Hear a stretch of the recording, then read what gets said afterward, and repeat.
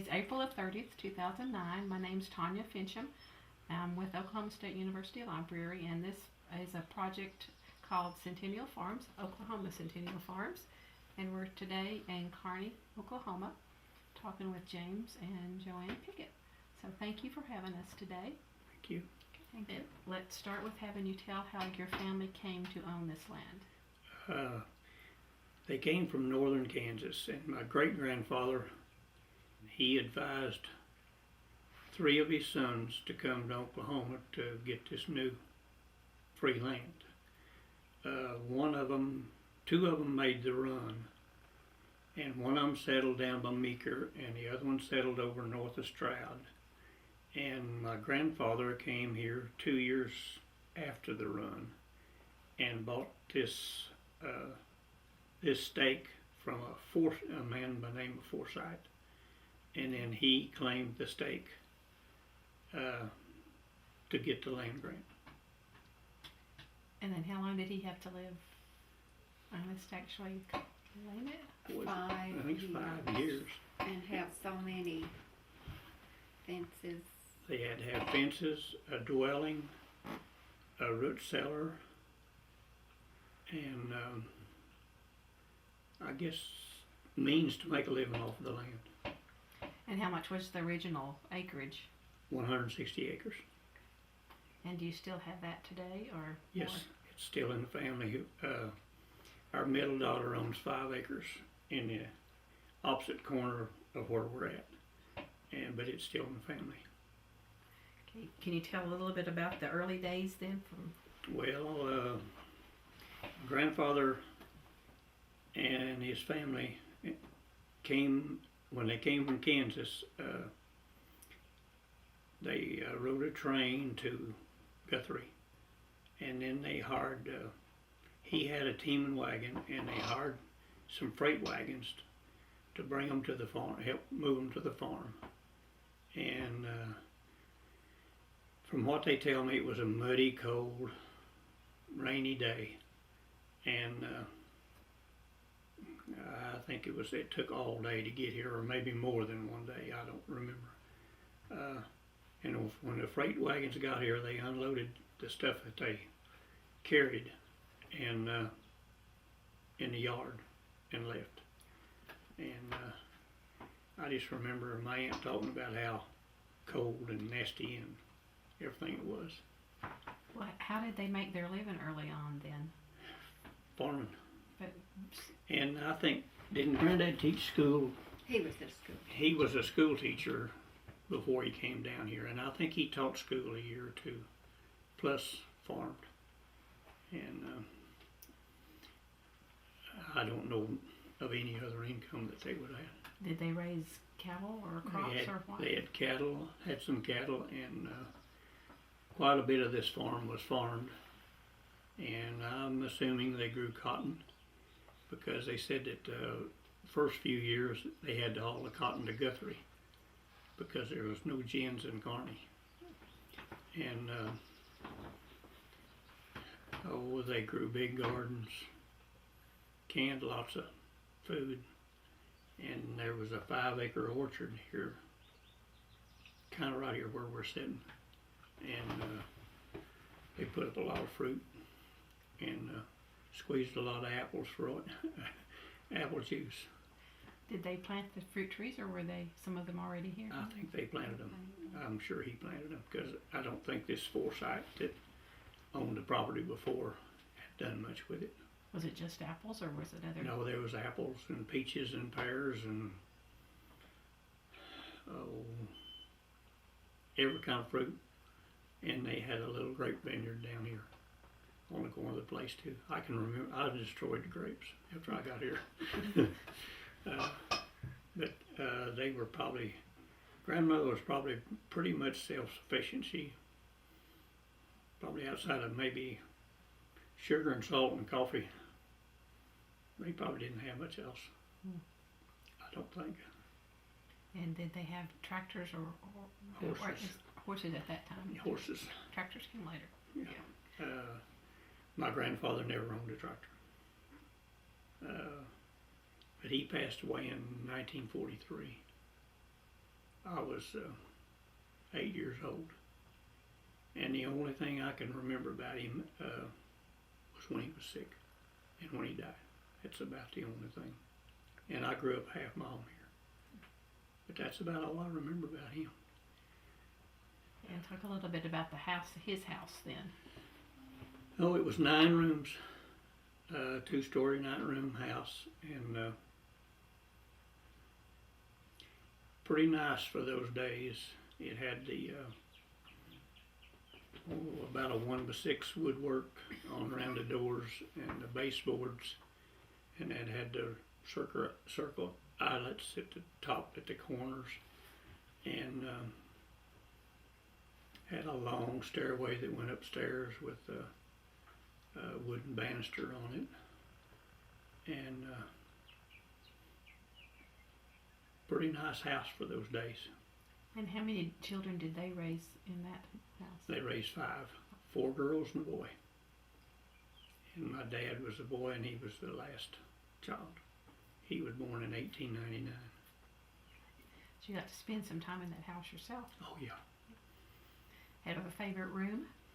No, just Not the kitchen, huh? well, not really.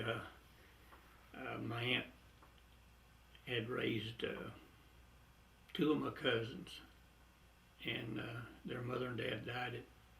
One of them died. Well, they both died in 19. The flu epidemic. in that flu epidemic in the early 20s. And this oldest aunt of mine never was married, so she raised those 2 boys. And they had a lot of old time wooden and cast iron toys, and they had an old organ that us kids used to like to mess with, an old pedal type organ, and let's see. Do you know how they came to have that? Hell, they had a lot of nice old antique furniture. Electronic. And they had one of these old square, so big a square Victrolas that stood up, so high. And we had it restored a couple of years ago, and our grandson now has it in his house, but we had it, the new mechanism put in it that you crank up, and had a lot of old records. And but it was just, I was just a kid, and that's been many years ago. Well, what were holidays like back then? Oh, everybody gathered, Christmas, and just like they do now. We went to the grandparents, and family get-togethers and birthdays and things like that. How many brothers and sisters does Granddad have? Oh, gee. Anyway, there was several in my grandfather's family, but when they left northern Kansas, they kind of lost track of all of his brothers, and we knew there was Picketts out there somewhere, but until about 10, 11 years ago, we didn't know where they'd all went to. And then we knew where they lived up there and had seen that property, but where my great-grandfather lived. But we just completely lost track of all the other family. And about 10, 11 years ago, a lady sent us a little writing and deal, and it was some of the same information we had from Clay Center, Kansas. And we went to a family reunion, losing my voice here, and found out we've got a lot of relation around over the country. That's neat. So, Besides the one in Meeker and... well, see, the one in Meeker, they just stayed here a few years, and they went to Cody, Wyoming, I think. Isn't that right? And the one in north of Stroud, I don't know where they went, but that was at the time they got scattered. And but the one that was at Meeker, his daughter, let's see, Was his name Albert, at Baker? his granddaughter lives in Fort Collins. Fort Collins, Colorado, and we found, or she's found us, or we found her, and her dad lived at Cody, Wyoming, A long ways from Oklahoma. a long ways from Oklahoma. And what do you think made your particular great grandparents stay? Well, I guess he just got attached to the living here, and apparently done pretty well, you know. At least he made a living, and I don't think he was much of a mover around, you know. At one time, they did own some land over around Pryor, and I don't know the story on that, so. Well, besides the farmhouse, what other buildings did he have on the place? He had a barn out there that was built out of oak lumber, and it housed 12 cows on the side, so they milked. Huh? It's the back one up there. And then at the end of that barn, sometime later, they built a wooden stave silo. And then after they built that silo, then they put it wound up inside another barn, attached to that one. And sometime in probably the early 50s, a little windstorm come along and destroyed those two barns. But I don't remember the silo. The foundation of it out there is still there, but the silo was gone since I could remember. And then in 1904 he built this other barn, and then east of the house they had a little car shed or a car building, and it had granaries on each side of it. And then he had a little shop on the end of it, like kind of like a blacksmith shop with a workbench and an old coal forge that they heated the metal and repair their equipment with. And the one barn out here, it was built in 1940. It had granaries in it, and also on the south end of it, horse stalls and hay storage up above. And it's not standing today, right? Not standing today. Now, did you reuse any of the materials from it? I used material to build at that time we dairied, and I used the material for it to build a kind of a calf building. And it's still standing. And so you were born not too far from here? 1/2 a mile south. And is that place still standing? No, No? house is gone. Okay. My grandfather bought the north 80 of that 160 in 2001. 1901. And bought it in 1901. And then the south 80 where the house and the improvements were in 1906. And now it's been in the family 100 years.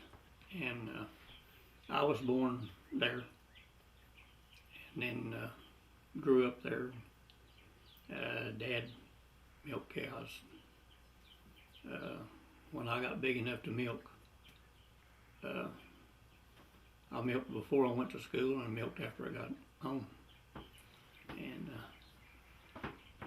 You had to get up pretty early then. and caught the bus.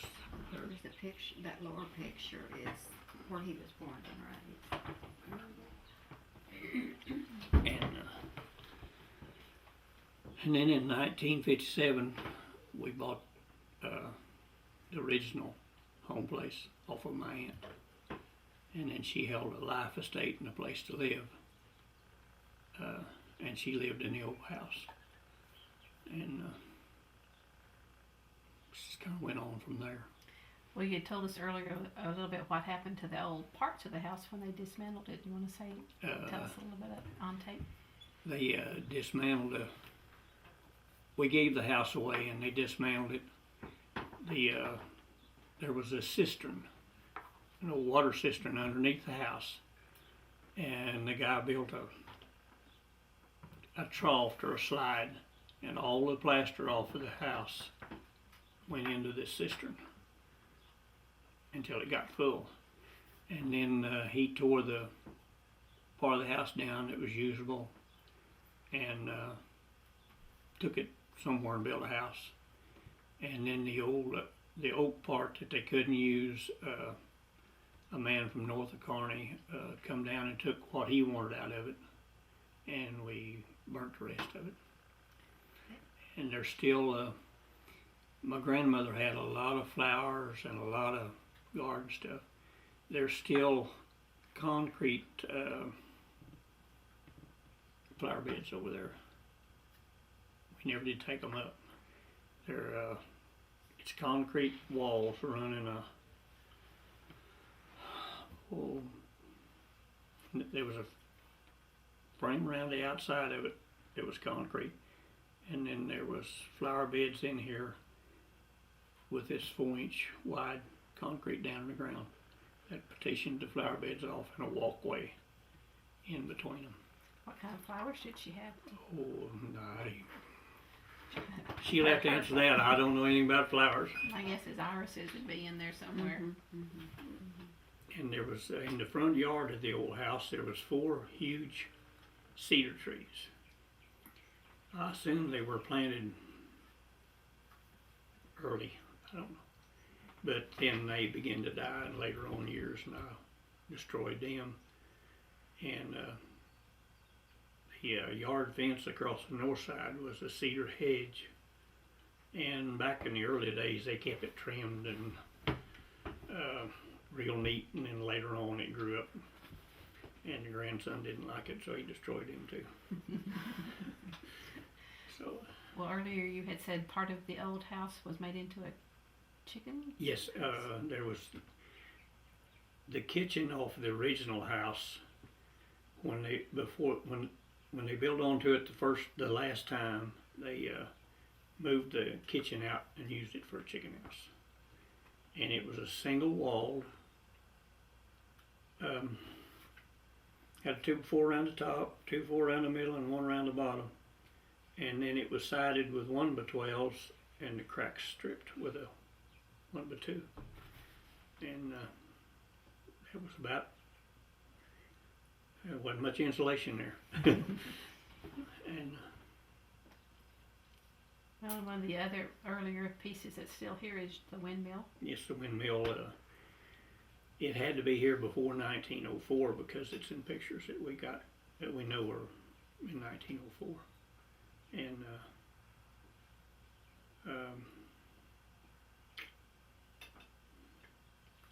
you remember where the old duck house came from, what they called the duck house?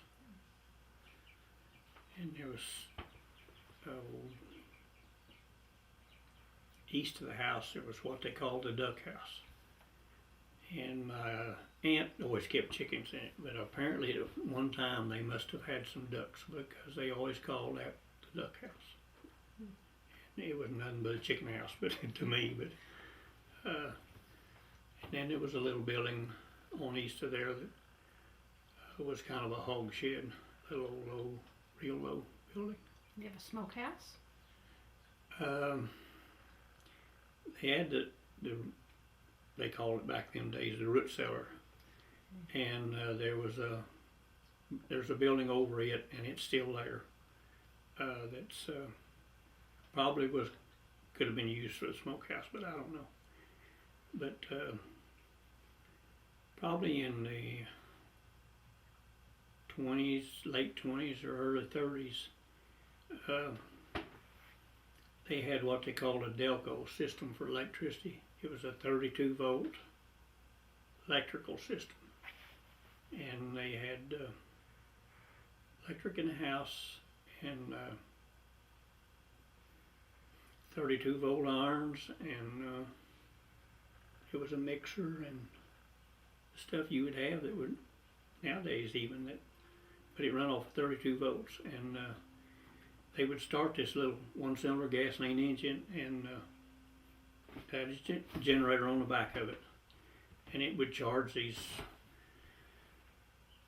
Oh, best I remember, they were probably 8 by 10 and probably 12, 14 inches tall batteries.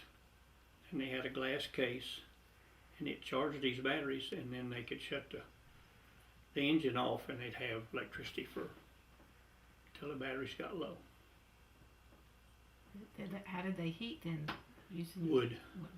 And cooks. And cooked with wood back in the early days, and about for ice or refrigeration?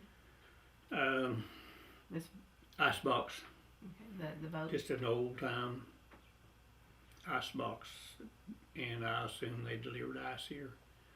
Now back in the really early days, I think they had didn't that floor say they had an ice house at one time, and they cut ice out of the creeks or out of the water tanks, and they put it in this ice house and had ice until it melted On the property. on the property.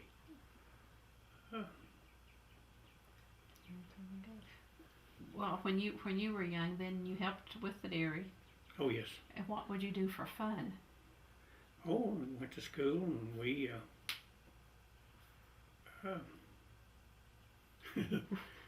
Were you allowed free reign on the property, go wherever you wanted oh to yes. go? Oh yes. And you never got lost? Oh no. No. No. No. He doesn't like water, so he never went to the creek. Well, I go to the creek and play I in the creek, know, but not. if it got up over my knees, it's too deep. And sure enough, up over my waist, it was too deep. But Well, do you have brothers and sisters? I've got 2 sisters and a brother. My youngest sister, I remember her pretty much at home. But the older sister, I can barely remember when she was at home, and my brother, I don't remember him being home. He was, he was born in 20, and then Lou was born 2 years later, right? And then Donnell was 2 years later. And then she's 8 years older than I am. So, and there was a set of twins stillborn between I and my younger sister. And when was Mary Ann born? After Lester, I think. And having a sister stillborn after my older brother. All born at home? Yes. I I mean, yeah, he's all born at home. And so, how close was the school then to your home? My brothers and sisters all went to a little Lone Star school. It was just a half mile south of here. But I went to Carney school, and that's 4 miles. I went to Carney school all the time, and that's 4 miles from here. Were you involved? I don't know if 4-H would have been that early. We didn't have anything like that. 4-H. I played basketball, and I don't ever remember playing much baseball. I remember the folks saying back in the real early days that the neighbors in the summertime gathered here, and they had a little ball field back here on the back side of the place. And they'd gather here on, I suppose, Sunday afternoon and play ball. Neighbors and people in the community. It would have been nice. So on Sunday afternoons was mostly like that, or? Oh, on Sunday afternoon, when I was growing up, It's whatever a kid does on Sunday afternoon, you know. It wasn't any, back then there wasn't any TV or anything, so, you know, I'm sure we probably visited some of the neighbors, and I don't remember going much of anywhere.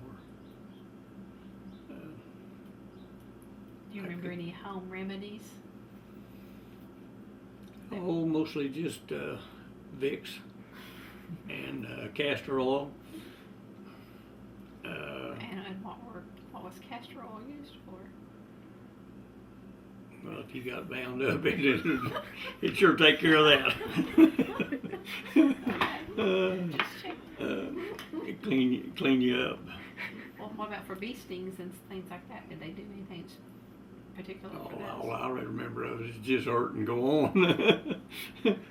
Well, you're lucky. My day it was tobacco juice.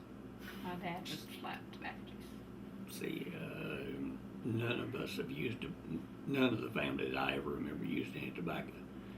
And I'm sure my aunt had, she had some home remedies for things, I'm sure, but I don't remember. But all I remember is if you got stung, it just hurt like crazy, and it got over it after a while. My mother used to on it and then sand on it. And that worked. Or seemed to.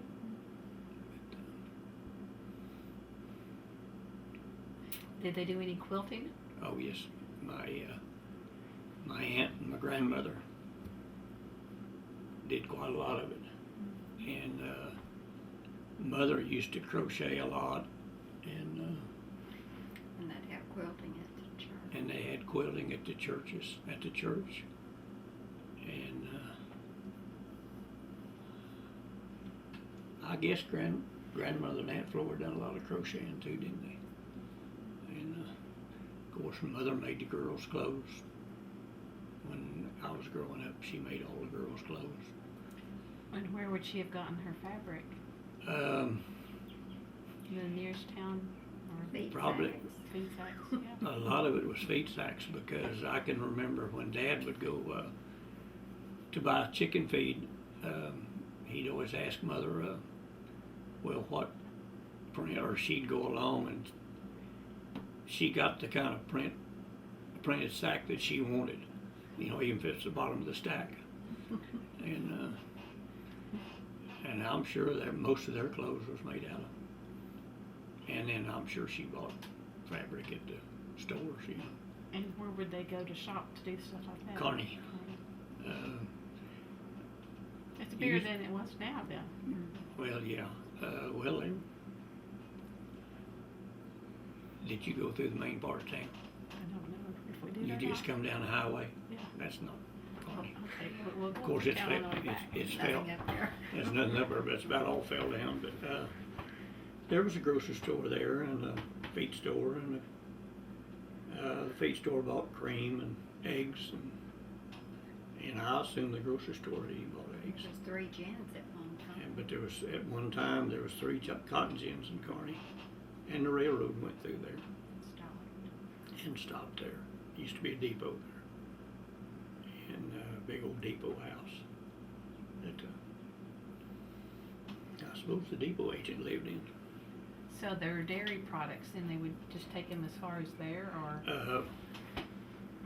Now, the milk, I don't know, in the real early days, I don't know how they handled it. But later on, they gathered the milk.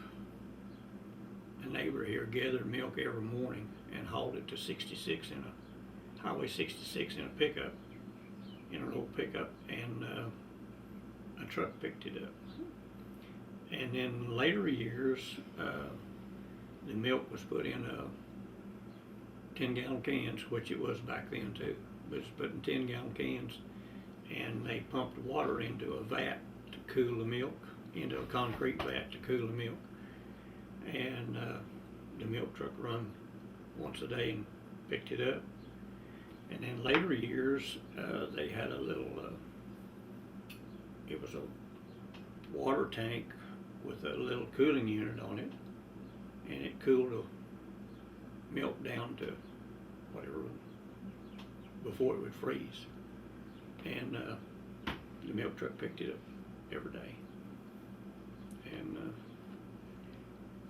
watermelons were sure good. You take a watermelon and dump it in that old water cooler tank, milk cooler tank, and they get real cold. And then you cut it. Sounds good. We've been through the dairy from milking by hand and separating cream off of it, or putting in 10-gallon cans, to bucket type milkers that you hung on the cow's back and put on the cow, and then poured the milk in to the cans, to a pipeline milker,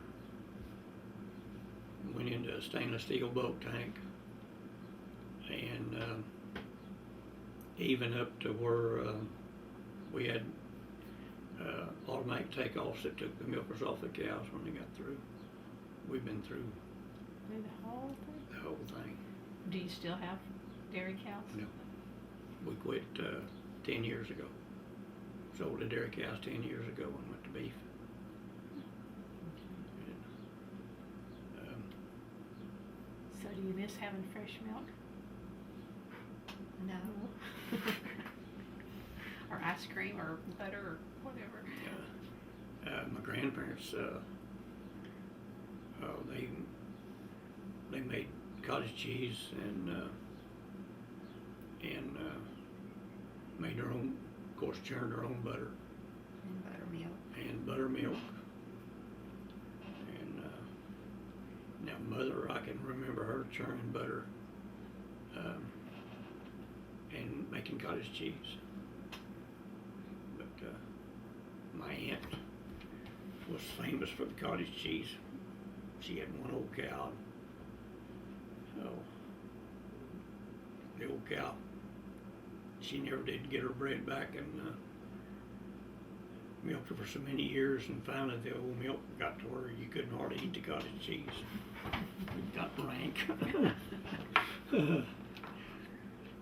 I remember she'd bring that cottage cheese to the house, over to the house, because she lived across it. And I think she fed it to the chickens. He couldn't. It was rank. But she'd done that, bless her heart, she'd done that all her life, you know. And she sold eggs. She sold eggs. And, we have a book. Where is that book? Of her, the records she kept. In 1943. In 1943, we have. She's been a week or so digging this stuff up. But this is what some of the prices and things that she. You can actually read her writing too.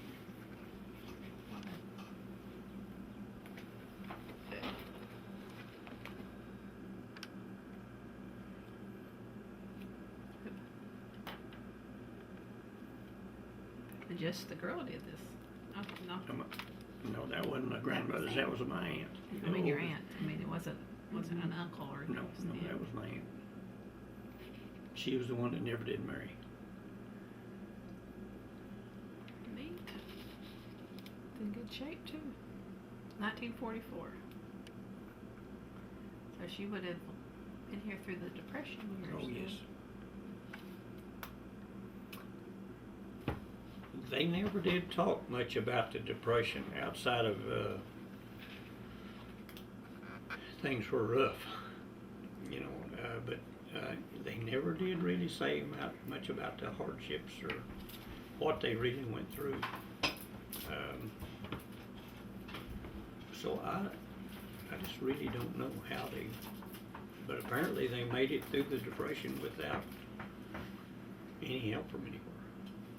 Well, living on a farm, having your own food helped with a Yeah. good chunk of that. So.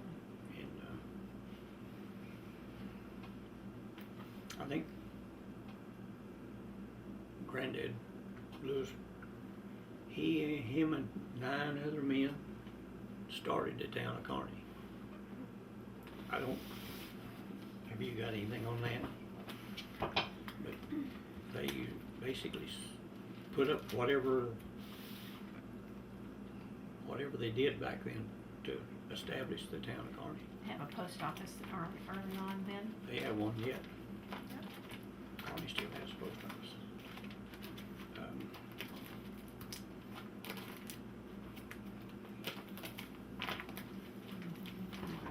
My dad's first tractor was in 1939, and we've had them ever since. 1939, that was during the Depression years too, so I wonder how you managed to pay for one. Any idea? Don't know. So a lot of dairy or picked a lot of cotton, huh?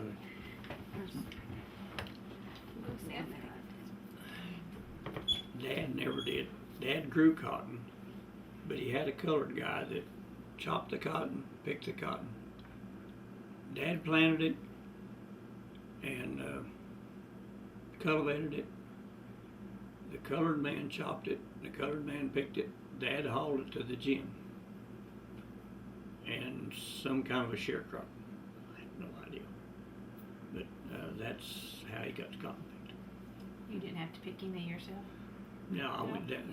I remember one time I liked this old colored guy real well. He was real nice, and he brought a cotton sack, and I went down with extra cotton sack, and I went down there and picked a little bit. And I just spoiled kid. That wasn't for me.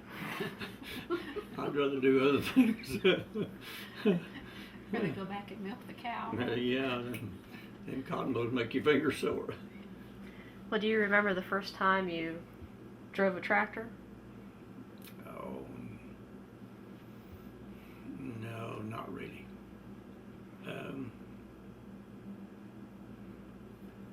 Probably in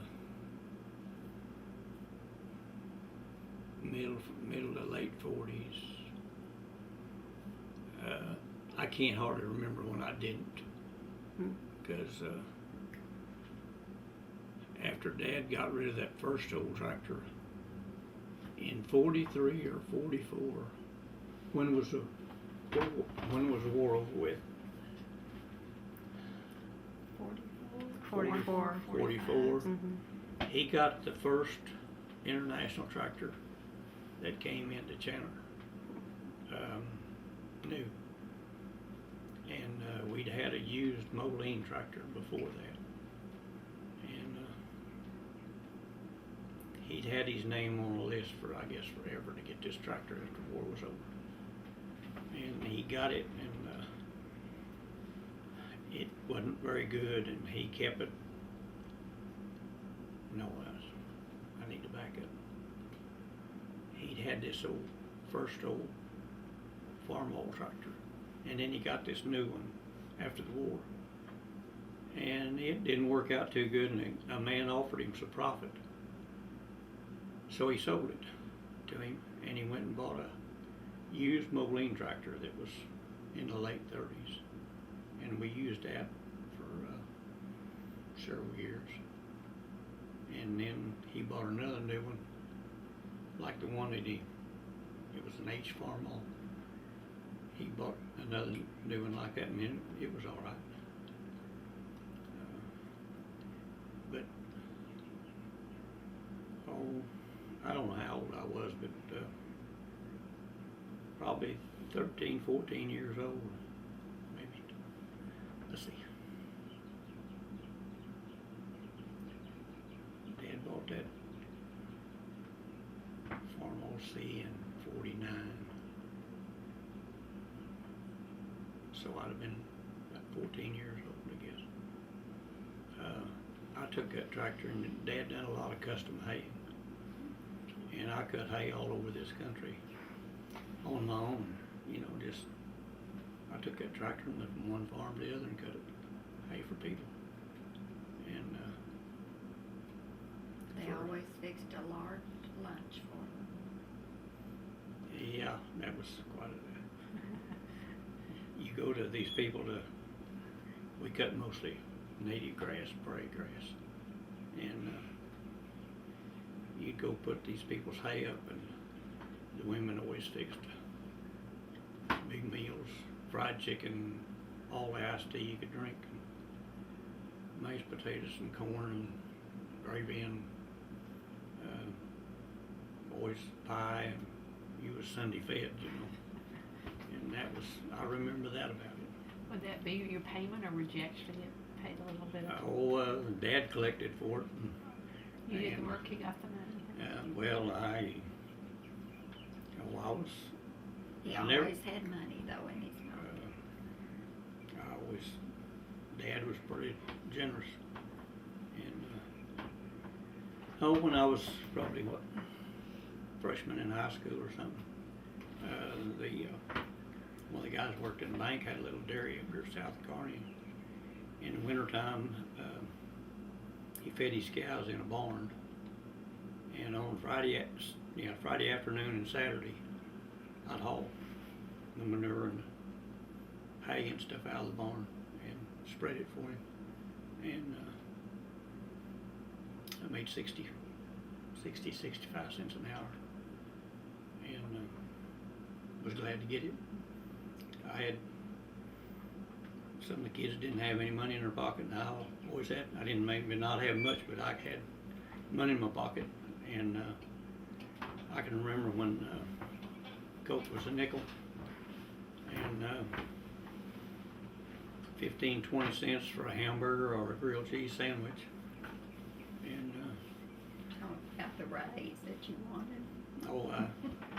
I asked this banker one day if he couldn't give me a raise, and he said, if you don't want to do it for that 65 cents an hour, he said, I've got a man with a family who will take your job. And I said, well, forget that.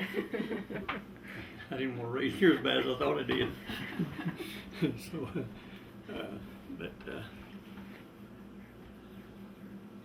it was always a lot of work, but you know, I was used to that because I had to do it at home. So where was the closest picture show then? If you had a little bit of money? Carney. Carney? Okay. Carney had a picture show, and it's on Saturday night, and they showed it on the side of the gymnasium, and they sometimes they had a tent up there, and if it didn't, you just sit out there in chairs on the ground, or you could drive a vehicle down there and sit in it. But that was what? Well, I don't know how long. That was before you came here, even then, in the late 40s. Yeah, but that's where we got Yeah, that's. at the picture show. But Well, we might as well ask your question, Julie. Well, that question always gets me in trouble. So how did you meet your wife? At the picture show. I'll let her tell that. I came here with my parents in 49, and we bought a farm from his uncle, and so he was just around, and but we went to the picture show, or a girlfriend and I did, and we walked up to a little drugstore, and it started to rain, and he was standing there, and we was talking about, setting out and getting rain. He said, well, the pickup's parked down there, just go down, and get in it. So we did. So he came in and got in, and the girl got out, and I stayed in there, and that's where it all got started. And why did your family come to move to this part of Oklahoma? My dad liked the cemetery. That was the calling card, was the cemetery. He thought that was the prettiest cemetery he had ever seen, and he said that's where he wanted to be buried, so he bought the farm. Okay. Is the cemetery still there? Yes. Is it still the prettiest one around? Yeah. Oh, yes. I mean, you probably passed it just north of Carney. It's north of Carney. Did you come south of the north? You We came, came down 177 and From turned Stillwater. on 870. Yeah. Mm-hmm. you came right by the Carney Cemetery. Well, we'll pay attention going back. And Well, notice it says in here that that Lewis Pickett had something to do with the cemetery. And he's on the cemetery board. His dad was, and then he took his dad's place. Granddad, I don't know. I guess he was on the cemetery board, and Dad was on the cemetery board. And then when he died, I inherited it. So I don't really do anything up there, but I do go to meetings and pass my opinion for whatever that is. But we'll see. And is your family members there? Yes. See, my grandparents are there, and the stillborn brothers and sisters are there, and my parents are there, and now my brother and sister are both buried in Oklahoma City, or west of Oklahoma City, and their spouses. And we had 1 4-space lot up there. And a few years ago, it was getting crowded up in that part where our spaces were, and they didn't join any of our family. And so we increased the cemetery by 4 acres, and so I told her, I said I was going to sell those 4 spaces, and I was going to buy 16 spaces. And she told me I didn't need 16 spaces. I said, what are we going to do with 16 spaces? So, we got 20. So I got 12 spaces. And we have 12 spaces up there, and any of the family wants to use them. That's what they're there for. Is it attached to a church? No. There's no, all anything there is up there's 2 bathrooms and a little tool house. And then, what do you call it? Deal up there where they have their little speeches if they have any. Kind of a podium thing, and then we put some stone up there that has all the veterans that are buried there, names. From Carney? That were buried there. Anyone that was in the service that's deceased and buried there has their name on it.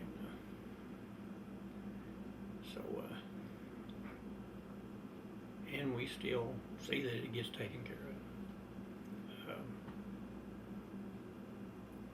They used to send out dues. Everybody had a lot there that got billed for dues to keep up the cemetery well. It got to where it didn't work. So now they, when they sell a lot, they collect what they call perpetual care, and it's put into a certificate of deposit, and that's what we run. That's what we pay the bills on. And low interest, it's pretty thin sometimes. And then the original cemetery, the royalty came with it, and they drilled a well right next to it. So in the last few years, we've had a little oil income for the cemetery, and that's helped tremendously. But now oil and gas is cheap, and production goes down, and so we're back to kind of square one, you know.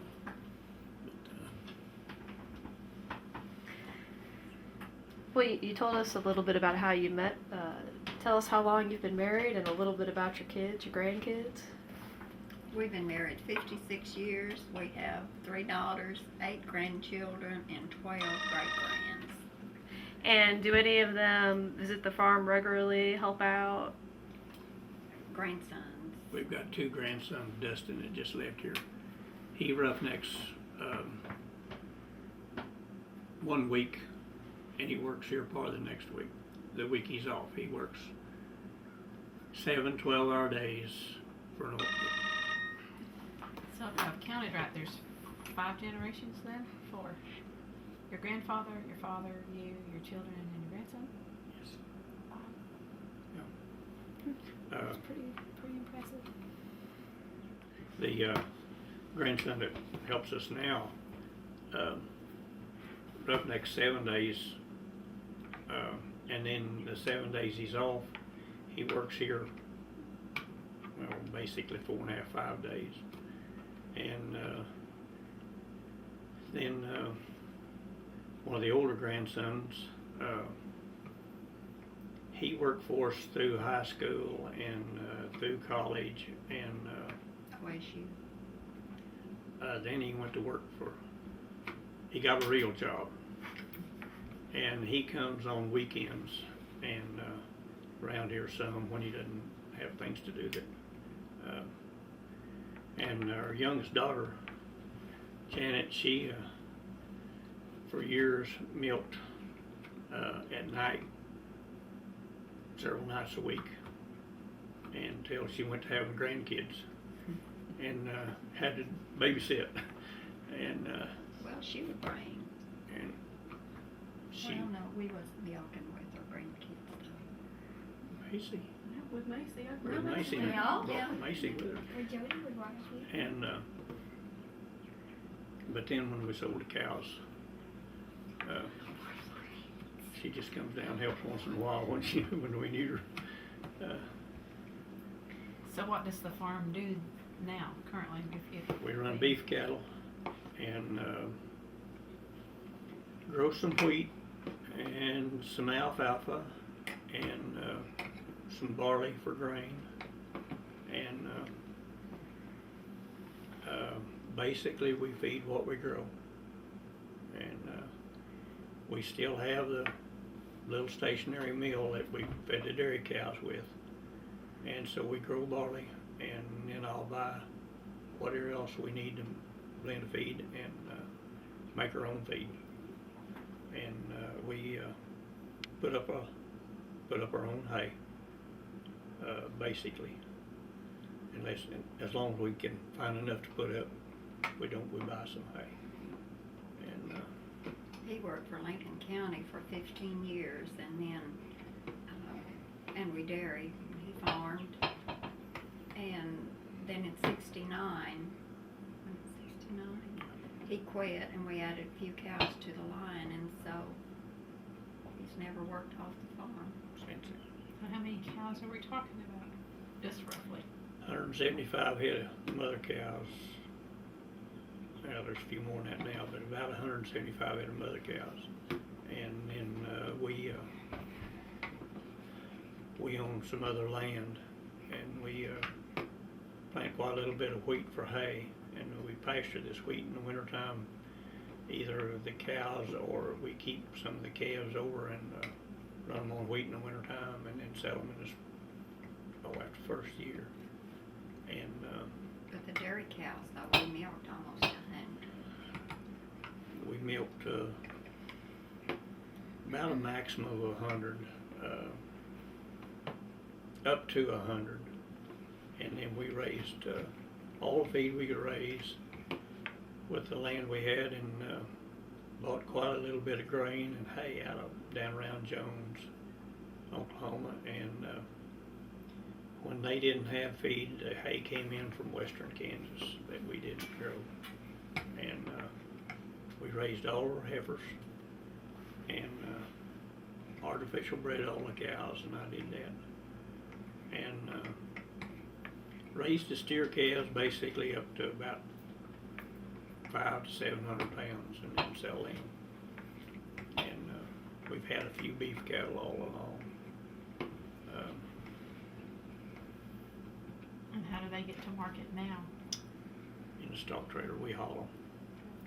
We haul them to Oklahoma City? Or? Oklahoma City. Basically, the cattle go to Oklahoma City and go through the national stockyards. We've had a time or two a local person here that grouped cattle and sent them to a feedlot, and we sold some to him.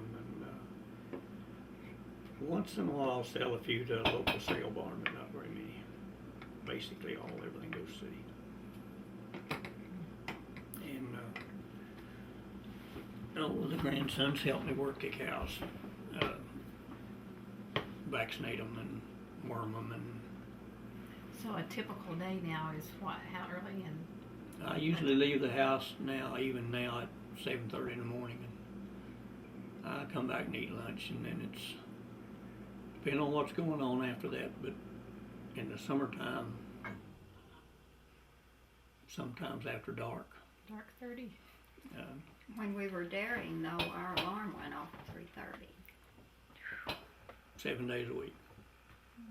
And then And- how early would you get to go to bed? Then did you get up that early? Oh, 9, 10 o'clock. Still not.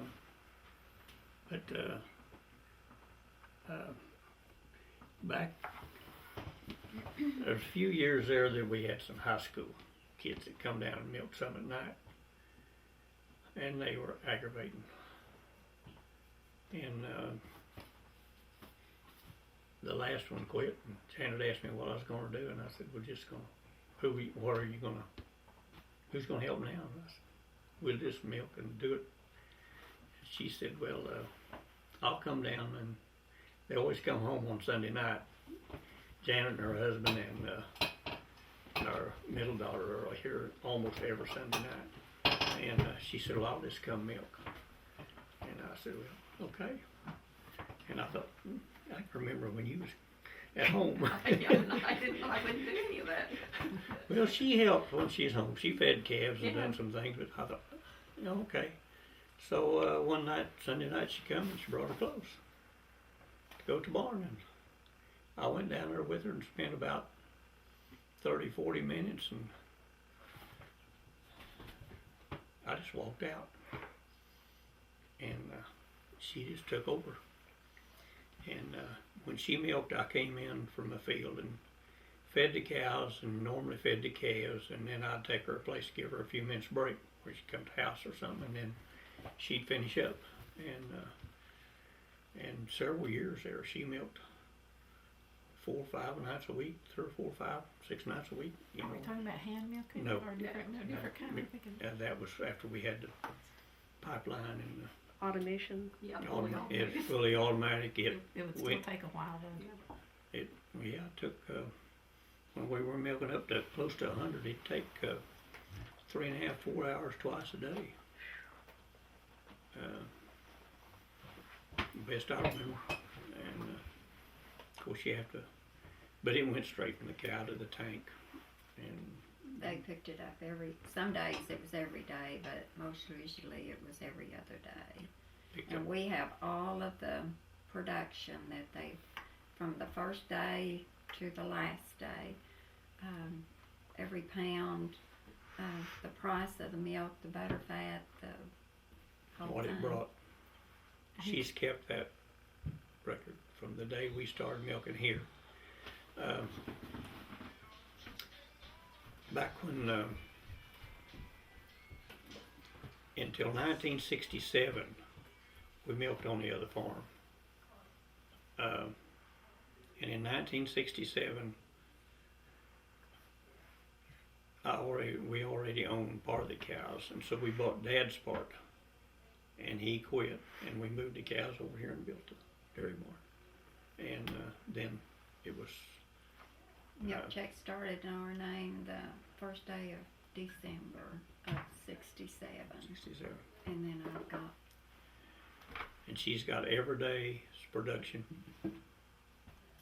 and basically how many cows we milked at that time. And Almost 30 years worth then. it was over 30. and she's got it in a little book.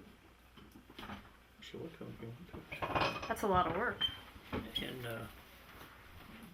she'd write notes in there what the weather was and how hot. Sometimes, not every day, but a few days, how hot it was or how cold it was, or how I many won't know cows we something, had I'll with go get my mastitis. book. Or Well, did you name some of the cows, or were they just? well, once I call a name, you don't want to hear it. You get too attached to them, huh? Well, yeah, some of them. I probably didn't do as good a job culling cows as I should have. Then I went into more detail in later years. Come to do your taxes, I guess some of this would help too. We kept the cows numbered. That's the way we identified the cows. Okay.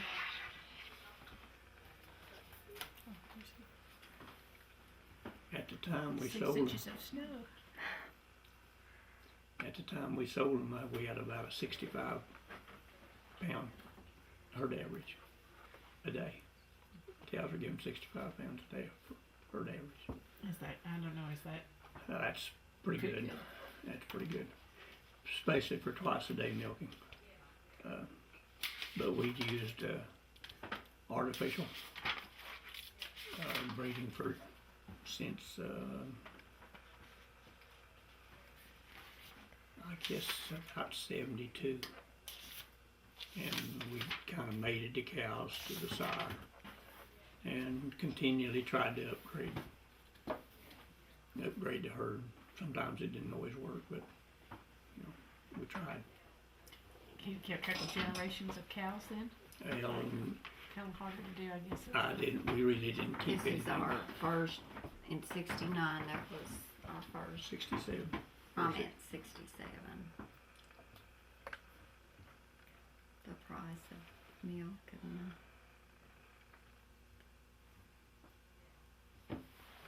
So over 30 years, there's some change in the amount per.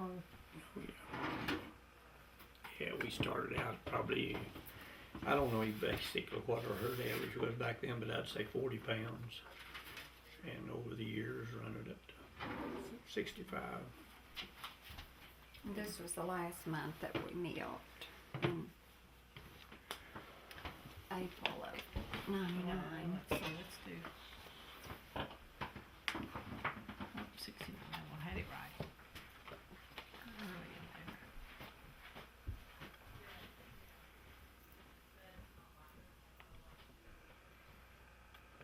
So how long would it take you to keep the bucks on a normal day? I don't know, I just work on them. I like to do things like that. And It was a team effort mhm. all the time. So you didn't get too many vacations. Well, yeah, we took a vacation about every year. Before, when the kids were younger, my dad he'd come over and milk, and I'd get our neighbor to help him, and we were never gone very long, 2 or 3 or 4 days, 2 or 3 days, and then after the kids got older, then they would see Janet and this older grandson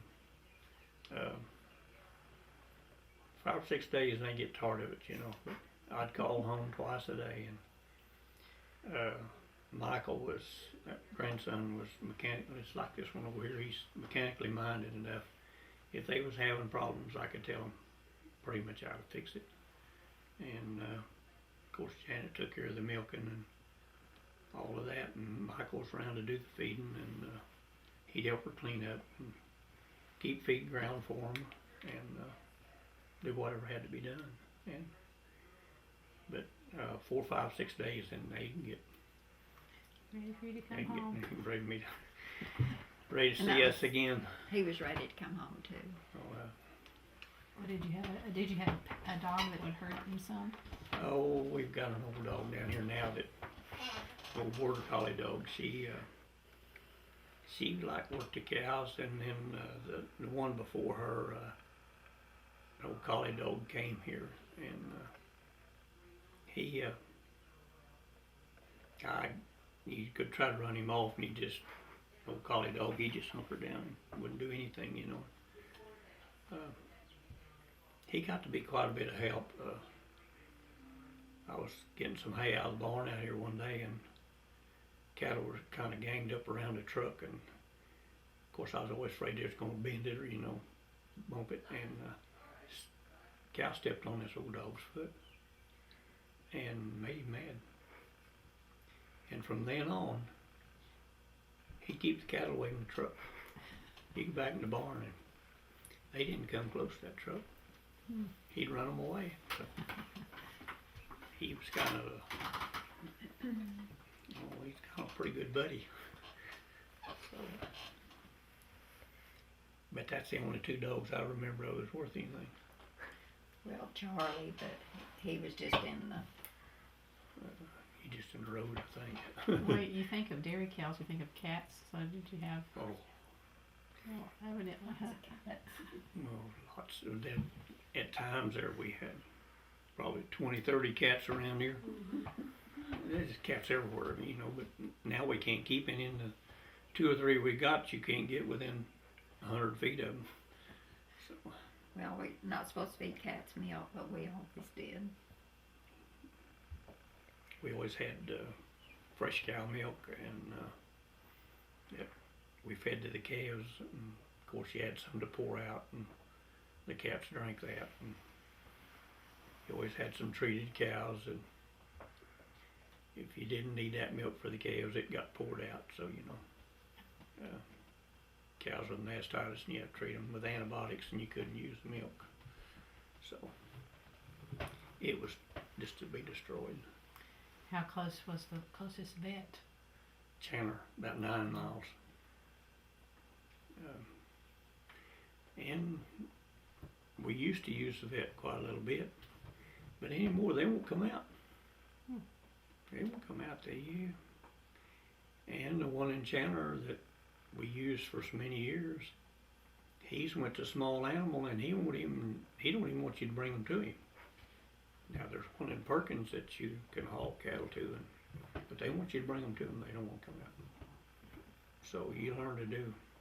Figure out yourself. You learn to do most of it yourself. Well, what do you think is the biggest change in farming? What you do?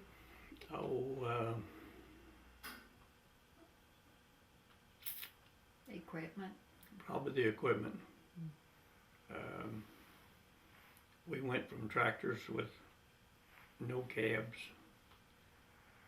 to small tractors, putting lots and lots of hours on, and to bigger tractors, cabs, air conditioners, Windshield wipers. Radio? Radio, CD player. CD player.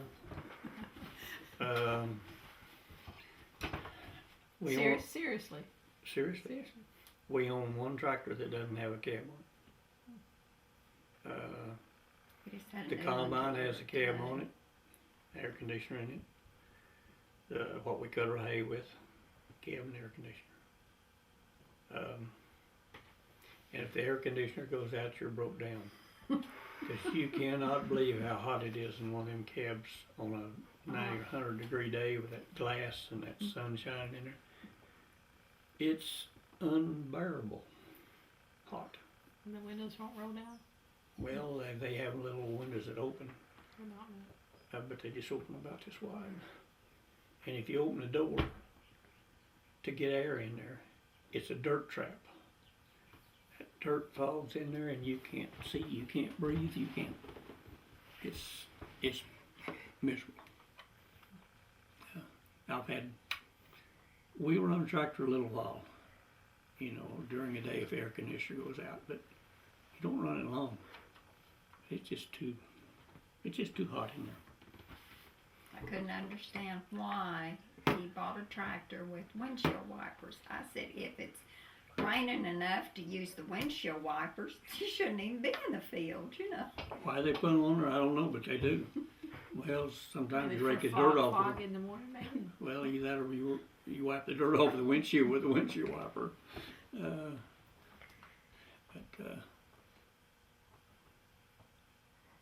Well, with the combine, do you participate in a ring? No. Now, back in the early days, when they used a thrashing machine, I don't know about Granddad, but I'm sure he did. Dad helped. He didn't own a thrashing machine, but when they came to thrash the grain, and at that time they used horses and wagons to pick up they had a deal that bound the grain in a bundle. They picked it up out of the field, hauled it to the thrashing machine, and he helped all the neighbors together, and they helped each other. And because the thrashing machine just came through the country, and I guess you would call it a thrashing ring, and they helped each other. And after the straw went through the thrash machine. I can remember the great big piles. To me then they were huge piles of straw, and Dad would let the cows run to the piles of straw in the wintertime, and they'd bed down around the straw pile, and they'd eat little holes back in the straw. And by spring, that straw was usually pretty well gone. And but I don't remember how many helped when they done that. But I can remember when Dad got his first combine, it was tractor pulled, and I was old enough, he run the combine and I scooped the grain. We took it to a granary and scooped it off of a pickup into the granary. And he was always mad or a little aggravated if I didn't get it scooped off and get back before he got another bin full. So. Well, where was the closest granary? Carney then? Or? No, we put it in home storage. Oh, home here. Put it in home storage. And then if he had wheat to sell, then we hauled it to Wellston in a pickup. Them days we didn't have a truck, we just hauled it in a pickup. And you'd take a pickup load of grain down, a pickup load of wheat down there, and they'd unload it, and you'd come back and get another one. And if he had to shut down between loads, he'd just shut down, you know. Well, how many loads a day then, roughly? Oh, I don't know, probably 3 or 4 loads, 3 or 4 or 5 loads a day. Because he always had to milk of a morning and wait till the dew went off, and then you had to quit early enough to go milk again that evening. So, you know, and then a lot of the time they'd take a load in after they milked. Have it on the pickup and take it in after they milked. And what was the water source for the farm? Wells. Ponds? Ponds, well, back in the early days they didn't have any ponds. Basically it was watered out of the well. Cattle were all watered out of the well, but now, yes, now we got ponds in every pasture. And Oh, was there a creek on the property? yes, not on this property, but on the other, the one down the road, across the road here. Yes, it was Bell Cow Creek. I saw that. Yeah. Yeah. Interesting name. Any idea how they came up with it? Don't have any idea. Bell Cow Creek, and now there's a Bell Cow Lake on that creek down by Chandler. So, but you know where the other farm is. We saw it coming in. Yeah. So that was now Michael, the grandson that helped us for a long time, he has a new house. Well, it's not a new house now, but it's a newer house over here on this Lake Road. It's the second house from 177 on the north side of the road. Pretty nice, if you noticed. And he lives on that corner of that place. And when after Mother died, this house here was over there where the trailer house is. Okay. You saw the trailer house. It was over there, and we had people want to rent it, and people want to live in it, and I would never let them.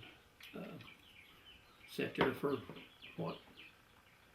Janet, do you have any idea how long that house is? A year or two? Probably a couple of years. Couple of years, and a guy come by one day and offered me some money for it, and I said, move it.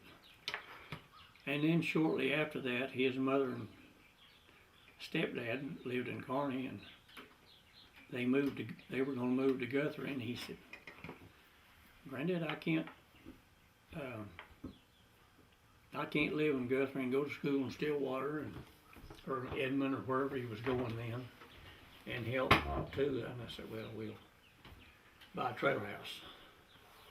And the well was still there, and the sewer and all was still there, and so I said, we'll just buy a trailer house and put it over and you can live in it. So that's how come the trailer house over there. And now we call it the Weaning House. You want to ask why? Well, get them out of their parents' house. So Michael lived over there until he a couple of years after he got married. And then Dustin here, when he got Michael moved out, he moved in. Michael moved out, Dustin moved in. Well, and then Dusty moved out, what, July of last year. July of last year. And so it sat over empty until just the day before, on Christmas Eve. And Janet's daughter and son-in-law have got a big wide double trailer over here on another farm we own. And Christmas Eve they had a fire. And done some damage and smoked up the house awful bad. And so they had to have a place to live, and they're living over now until they get this one where they can live, move back in it. So I guess you'd call it the weaning house. Wean them away from their parents. But not too far from home. No. Well, what are some of the other structures now on the property that have been added since the early days? Oh, The shop. the shop and a machine shed down here and 2 hay barns Dairy barn. and a dairy barn, 2 calf sheds, and 1 barn is tore down and rebuilt, and grain bins.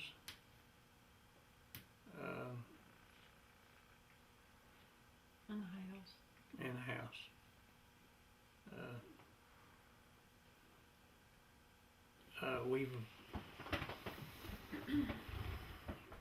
We've built all of them, or built them or had them built since we've been here. You need to get your supplies from that time. Oh, just here and Area there. there. Just here and there. Whoever's got the best deal. There was 2 barns built out of a little lumber yard over at Trine back several years ago. And I suppose this machine shed was probably built out of the lumber yard over at Trine. And this house was a rollaway house. It was built in Shawnee, the basic part of the house, the first part of it, was built in Shawnee. And after our house burnt, we needed a place to live right then. So, We stayed in a 2-story house with his aunt. but we moved it up here, and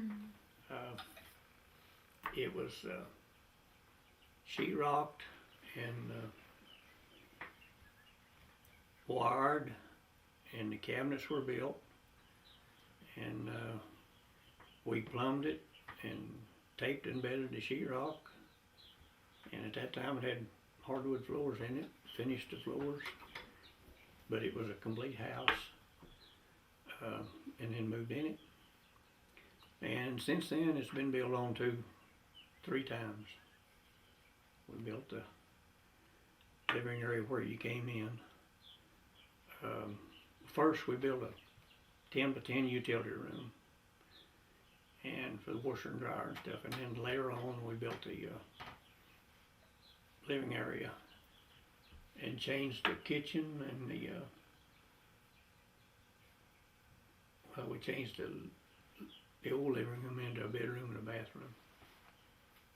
And then we built the kitchen on later, the kitchen now, and added on another 10 foot or 8 foot onto the utility room.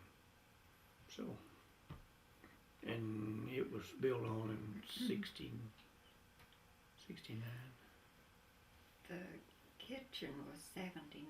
79. Because that's when Sherry had her wreck. It was 79, and I don't remember when we built that living room. But we'd put this stone on the house when we built onto it the second time. And then when we built the kitchen on, then we took the stone off the back of it, and I found enough to Match it up. match it up. It's a man-made stone, but they don't make it anymore. You can't. It was what they called ant stone, and think the company went broke. Our kitchen was in where the dining room was, and after the girls all got married and left home, it wasn't big enough, so we turned everybody, it wasn't large enough for everyone, so then we built on this kitchen and there, and so guess where everybody comes? The kitchen.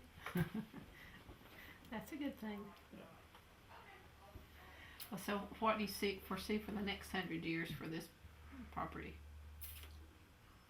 5 generations, gotta do 5 more. It'll probably get split up in little pieces. Hopefully, these 2 quarters that have been in the family for 100 years will stay in the family. One of the requests. And that'll be one of the requests. And the other land we own, it's not so much. We've got 1,088 acres. Counting these 2. Counting these 2 quarters. That's a lot of property. We bought and sold a little bit of land, but over the years, probably should have kept some of it, but there was a little profit in it, so we needed the profit to make this thing work. And there's been some skinny years, you know, I'd say. and but we'd like for this place and that one over there, and then we own the one 158 acres of the quarter right south of this, and it kind of all groups in here. We got half section on this side of the road, less the daughter and less the lady that used to own that place, and then grandson's got 8 acres off that quarter over there, but we'd like for them to all stay, you know, within the family. And then the rest of the land is, there's 200 acres over east here, and one granddaughter lives on, she's got 1 7/10 acres off of 140 of that. And then Janet's daughter's got 2 acres on a place west of the highway. And then joining this, we've got 85 acres in this section across the road, besides the 160, that it probably kind of needs to stay in the family because that's something that Dad had. And it matches up with this other 2. It all joins, either corners or anyway it joins. Where your dad had the Garrett place too. Well, and then we got another 155 acres. Well, we own it all but 20. Got a niece that owns 20 acres. When Dad, when Mother passed away, it come. Anyway, I and 2 sisters and brother inherited that 155 acres, and then brother died, and he deeded his or left his to a daughter and a son. Well, the son had breast cancer, and he come one day and wanted to sell us his 20 acres. So we bought it, and then we bought both sisters 40s or 30-something acres. And then, but this one niece that still owns 20 acres, or her part of the 155 acres. And it would be 160, but the railroad went up one side of it, and they got The old Katie. the old, the old Katy Railroad went up the side of it, and Is the bed still there? guy got mad at me one night and hung up on me. He had the job of selling the old right-of-way back to the farmers that owned the land. And I thought I made him a pretty decent offer on it. And he kept after me to give him what he wanted for it, and I wouldn't do it. I told him, well, it'd cost more to build a fence and put it back like it's supposed to be than land was worth. He got mad and hung up on me. Sold it to a guy that bought it for his son to hunt on. And they don't do anything with it. And it still costs more to build a fence on it than it's worth. Well, speaking of fences, do you have all of it fenced in? The All of it. entire All 1,000 of acres it. or whatever? It's all fenced, and most of it is cross-fenced, and all the farmland is fenced off separate, where we can pasture it if we need to, or if we want to, or if we farm it. It's all, every bit of it's fenced. Takes a while to check all those then, huh? Oh, after 07's ice storm, it was a nightmare. I can't even tell you what, I can't even tell you what it cost to straighten the fences up after, because we hired a guy, and you got any idea how long David worked? 2 or 3 months, and did nothing but cut limbs off fences and patch the fence. And then your dozer work. And I've got,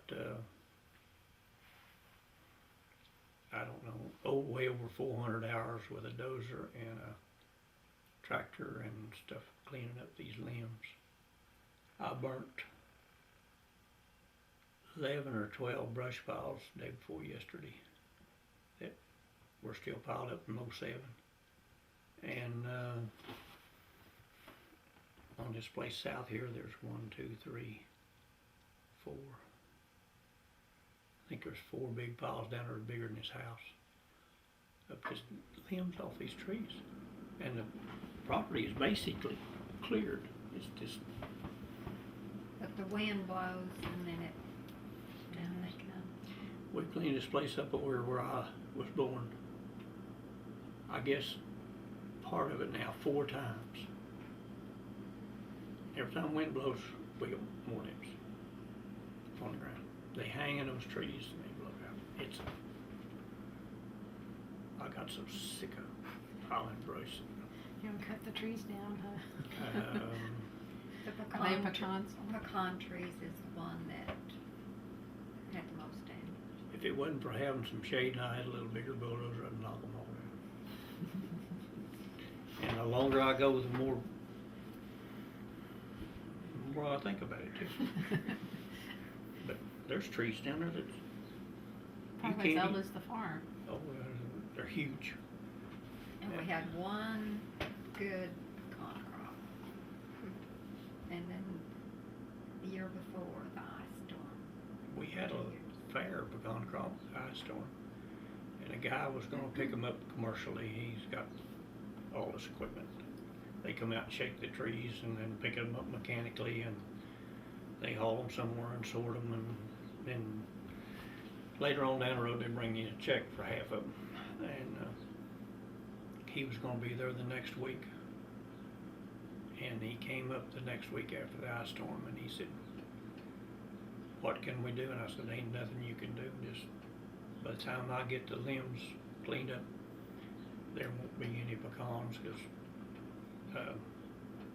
we had a guy that cut a few limbs and for wood, and he said we probably had over 500 ricks of pecan wood on the ground. And the boys have carried me around in that one tractor with a front end loader on it and take a chainsaw, and the ones that you could reach that were broke, cut them off. And some of them I pulled out of the trees with just take a dozer, chain hook on them, and pull them out of the trees. Some of the limbs were that big around. And it's a mess. It's just a mess. But I can't spray the pastures with them weeds for the pastures, and can't fertilize with the limbs laying there. You got to clean them up. And this winter I started on a place way over west, and it doesn't have many pecan trees on it, but it's oaks and blackjacks, and some of those, there's places in there that you can't walk for the dead limbs to look for a cow. They're just so thick that you can't. I put 100 hours in over there and cleaning up some of that, and I just moved out the other day. I get back over here and burn these brush piles. So, and I'd like to get them burnt before I have to go doing other things. Or before they have the no band or the no burn band. Well, see, it hadn't been fit all winter to burn. It is too windy and too much dry grass, and finally, it's Tuesday. When it's Tuesday, I set these fire. There's enough green grass out there now that, you know. And then when I burn them, I keep the dozer there. Just in case. Well, in case, and then I round them up, try to, and then I dig a hole and bury what's left. When the fire goes out, I dig a hole and bury what's left. Cleans up nice until the wind blows again. We had two guys picked up some limbs down there at the trailer house the other day. What was it, a week before last? And I noticed 3 limbs on the ground down there again. Just from a week before last. So. It seems to be getting worse, though, the wind does. Oh yeah. It seems to be. I don't ever remember the wind blowing like it's blowed last year. It's awful. So, but it's awful. It's going to be awful hard for young people to take one of these things, these farms, and do anything with them. Because outside of just work somewhere and do it in their spare time, because land's got so high, and the profit margin is so small, and they can work off a farm and make so much more money than they could ever think about making on this farm nowadays. And it doesn't look good for agriculture for me. I mean, you know, for the future in agriculture. I think they just have to part-time it and do whatever they can do. He just had a new tractor delivered today. A new toy. Yep, I guess. I done it, and now I've still got mixed emotions about it. Well, did your father ever pass down some advice in terms of working in the dairy or farming or working the land? Oh, not a lot, because I worked with him for so long, and you know, and up until 1967, we farmed together and milked together, and he never did say much about outside of whatever you buy, whatever money you borrow, and whatever you buy, you need to be able to pay for it in a year. And that's what we Don't did. borrow more than you can pay, than you think you can pay for in a year. And there's a few times we didn't follow his advice too good, because a few times we owed a whole lot of money. There wasn't no way you could make that back in a year. But at first, though, But at first, you know, we pretty much stayed with that, you know, until we got where we felt like we were safe enough to stick your neck out. But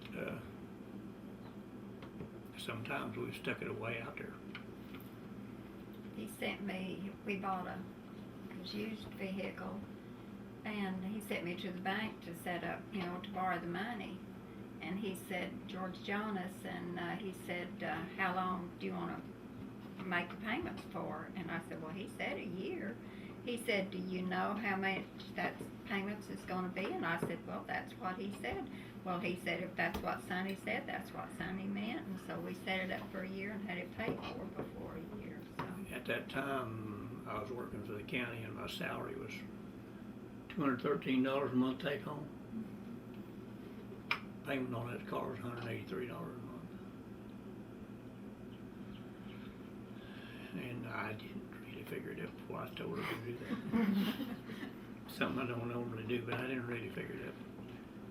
She come home and said, you know what the payments on that car? It was a 1964 Dodge, and it had, we bought it at 10,000 miles on it. Pretty nice car for them days. And I said, well, we'll make it. And of course we had a milk check. And at that time, out here in this garage, at night and when I didn't have farming to do, and after the milking was done, I built gates and corner posts and trailers and done a lot of welding out there. And it worked. We paid for it in a year. And I don't even remember whether sometimes I had doubts that I was going to make it or not. I don't remember. It's just something you do, you know. So And do the math a little bit different next time. hell yeah, I already think about it a little bit more. I don't know. Most everything that we've done, maybe not spent enough time thinking about it, but we kind of had an idea where we were going.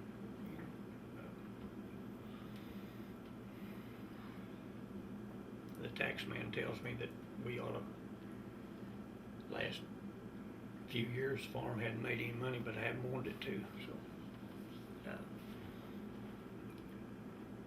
I guess it's, We're no longer considered farmers though, even though he spends all day long on the farm, we're not considered farmers.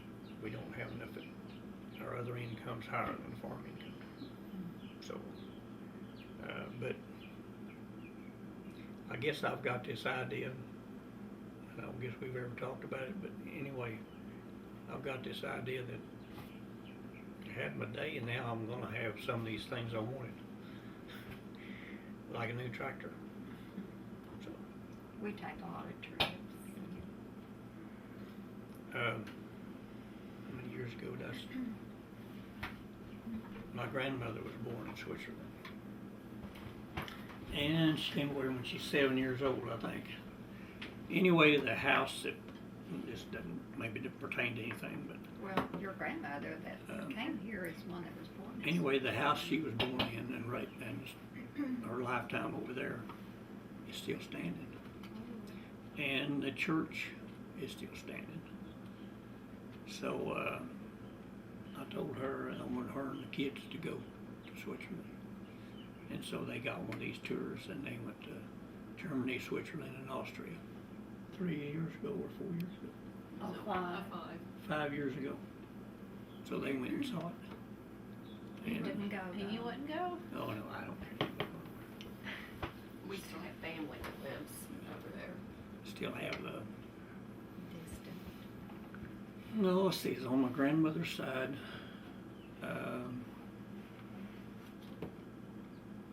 Her father's brother. Her father's, Well, Alice, but I was talking about her father. it's Alice. You tell him. I just know she was born over in Switzerland and Anyway, she's probably in her 80s, and she has 2 sons, 3 sons, and they still live in Switzerland. And so, we visited with them 2 different afternoons and they took us to see the castle. But he said it was too far. If anything happened on the farm, he couldn't get back. so I guess they enjoyed it. We did. It's your turn to go then if you're not farming so much. I don't know. Something about crossing that much water? No. Well, yeah, I guess so. Yeah. You know, one time we took a little cruise and went The Bahamas. Bahamas. I looked at all that water out there and I said, that's a lot of water to drink to keep from drowning. Because he doesn't swim. He doesn't like water. She used to accuse me of not filling a bathtub over half full afraid of drown. So, but We've been to, he and I've been to Canada 3 times. Don't have to cross too much water to do that. Oh, I don't think it'd really bother me crossing the water, cause then, but I just don't have any desire to go. He I don't sends like to be us gone. On trips. I don't like to be gone for 4 days, and last year we was gone 14 days, and I'll tell you, you spend 14 days on a bus, and that's a long time. We saw Niagara Falls and Cape Cod. Oh yeah, it was neat, you know, I mean, but He'd rather be at home working. that's, she got it right. Something about that open air and When he was a boy and going to school, his teacher said that when he wouldn't pay attention to school and he'd be looking out the window and she knew exactly where his mind was, it was helping his dad on the farm. That's all he's ever done is follow. And you can tell her what the teacher told me. I don't remember now. If I didn't get an education, it never amounted to anything. So we don't have an education, but I don't think we. I think you're doing just fine. Maybe Neither one of us have a high school education. But you've done great. So, if I just had a little more nerve a time or two, We just I decided could have done we a whole wanted. lot more. We just decided we wanted to get married. Nobody could talk us out of it, and we got married. 56 years later, well, we're still here. I was 17.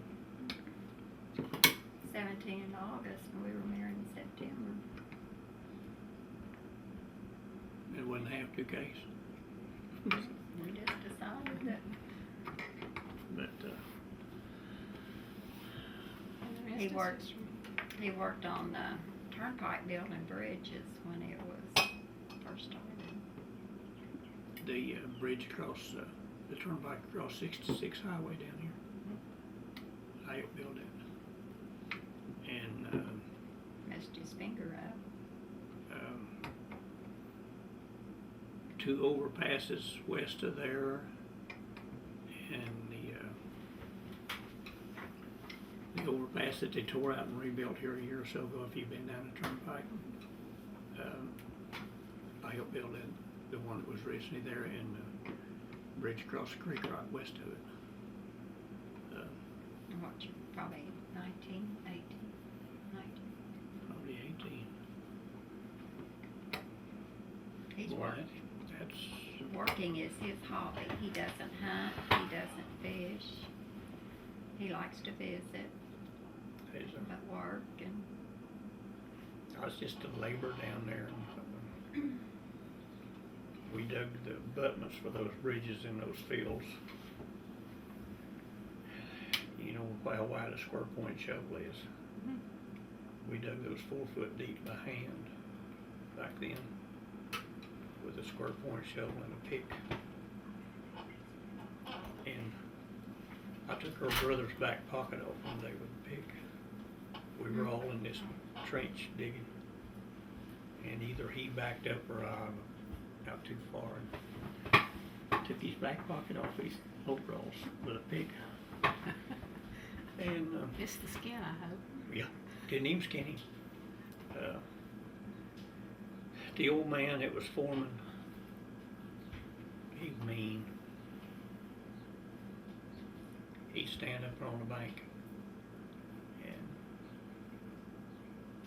the words he used, all he wanted to see was the back end and the elbows. He wanted you digging all the time. And we dug those trenches until we unloaded freight car loads of 90-pound sacks of cement onto an old truck and hauled them up. And then we mixed that. We had a mixer and we mixed that cement and poured all of those bridges. It was work. Labor intensive. tell me about your finger.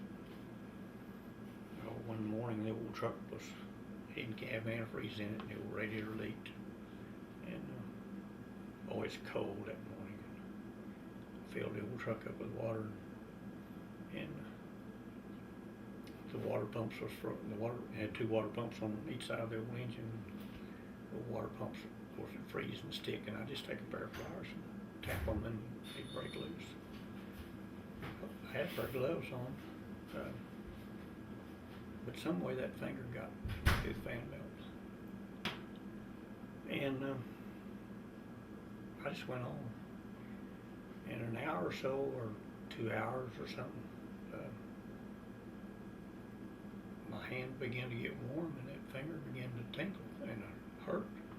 Took my glove off, and that finger went through the fan belt and just mashed the dickens out of it. And it was already turned blue and black. Told the foreman, he said, well, you better go see about that. Did you come get me, or? You came. I came home, and she took me down to the doctor there in Chandler. And he was a good doctor, but he's an older man. He was messing with that finger, and he said, well, that nail's loose. And about that time, he'd put a pair of them deals on it and clamped them on and jerked it down. If it hadn't hurt so bad, I'd hit him. Honest to God, I'd hit him. And but it finally healed up. But that was part of it. But he just jerked it down. If I live to be 100, I won't forget that. But, you know, if you ever had your hands get cold, you couldn't feel them. Yes. And but it didn't make them guys any difference in how cold it was. We worked. So, And when that was over, we moved to Clinton for 2 weeks to, you can tell about build a bridge over there. right on this side of Clinton on 66, they was going to build a bridge across the river there, right in the edge of Clinton. And so they promised me a 25-cent an hour raise if I'd go to Clinton with them. And I think I was making 90 cents or $1 down there on the turnpike. And so I thought, well, you know, that wouldn't be a bad deal. We just go to Clinton. I'd follow this construction work. We all got out there, and it rained and the weather was bad, and we was back home a time or two. And I got my check, and that raise wasn't on there. And I just went to the house, or went to the little deal we were, motel room or whatever we were staying in. Pack it up, we're going home. And then later on, they sent me my 25 cents an hour or whatever it was. And then that's when we started the dairy business. And so I went back to helping Dad milk. And I went to work for Lincoln County just shortly after that. 54. In 1954, I went to work for Lincoln County. First started out down there as just labor, bridge hand, and drive a truck or do whatever. And then they found out that I'd done a lot of farm work, so they asked me one day if I wanted a dozer. I said, so I started running a dozer, and then several years away here, we've had a little dab of oil income. But we basically tried to save that for retirement, or most of it, and until the last few years, and spent some of it traveling, and still saved some of it. Paid some income tax. And bought your tractor? Well, has the farm always had those mineral rights, or just recently? No. Back in the 50s, on this farm, my aunt had all the mineral rights. And they struck some oil on it. And she got to selling some of the mineral rights to oil companies and this and person and that person. And then my dad put a stop to it. Said, "Hey, don't." He didn't know she was doing. She didn't know she was doing so. He said, "You don't do that. Keep them mineral rights." Well, then she divided the mineral rights up between some of the mineral rights up between some of the family, and then she originally gave us like 2 acres, wasn't it? Mm-hmm. No, She didn't give us any, but she gave some to one of my aunts, and she gave us the 2 acres. And then, but it was all divided up between her sisters and my dad. And then later on, after she passed away, we got what she had left. It came back to the farm, which wasn't very much. And then when my folks passed away, I think they had like 12 acres, and it came back to the farm. And then that oil played out, and later on they released it, and we picked up a little override. You know, we gathered some leases and picked up a little bit of an override. It didn't amount to a whole lot, but then that well's been out there since 1985, and we don't have a lot of minerals in it, but we have some. And then later on, we owned some land over east here, and we bought the surface on this 80 back in the early 60s, and there wasn't any minerals came with it.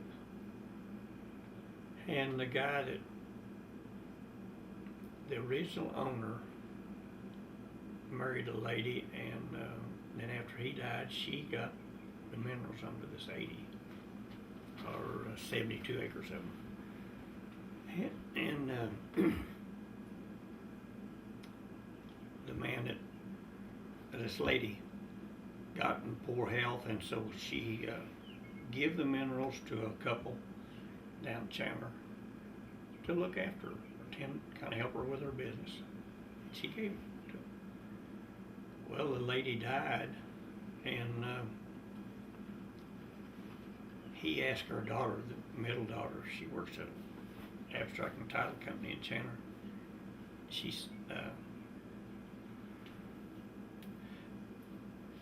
got a hold of her, I guess, one day, and he asked if we would like to buy the minerals under that 80 that he had inherited from this lady. And so he called, and I said, well, yeah, we'd buy them. Said he didn't have any, him and his wife didn't have any family to leave him to either, and they were pretty well fixed financially themselves, and I guess they're still living. So he asked me if I'd buy them. Well, yeah, we'd buy them, but he wanted about twice as much for them as I wanted to give, and I just made him an offer of half what he asked for them. And it rocked on for some time, I don't know. And one night he called and wanted to know if that mineral offer was still good. And I said, you'll have to refresh my memory, because I don't remember. He said, well, you told me that you'd give me so much for that royalty. And I said, well, I guess I never made an offer that I wouldn't stand behind. So he said, I'm going to sell it to you. Okay, I said, get some kind of a deal where we'll have proof of ownership, and our daughter just go to the abstract office down there, and when you get that done and the lawyer okays it, she'll just give you a check for it. So it all worked, and it went on for years. I don't know how many years, several years. And one day an oil company called and wanted to lease it.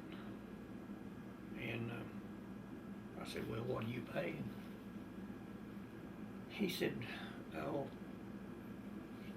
and I guess I was one of the first ones in contact, and he said, oh, we pay $50 an acre. I thought, well, that'll pay for the royalty, because that's what I give for it.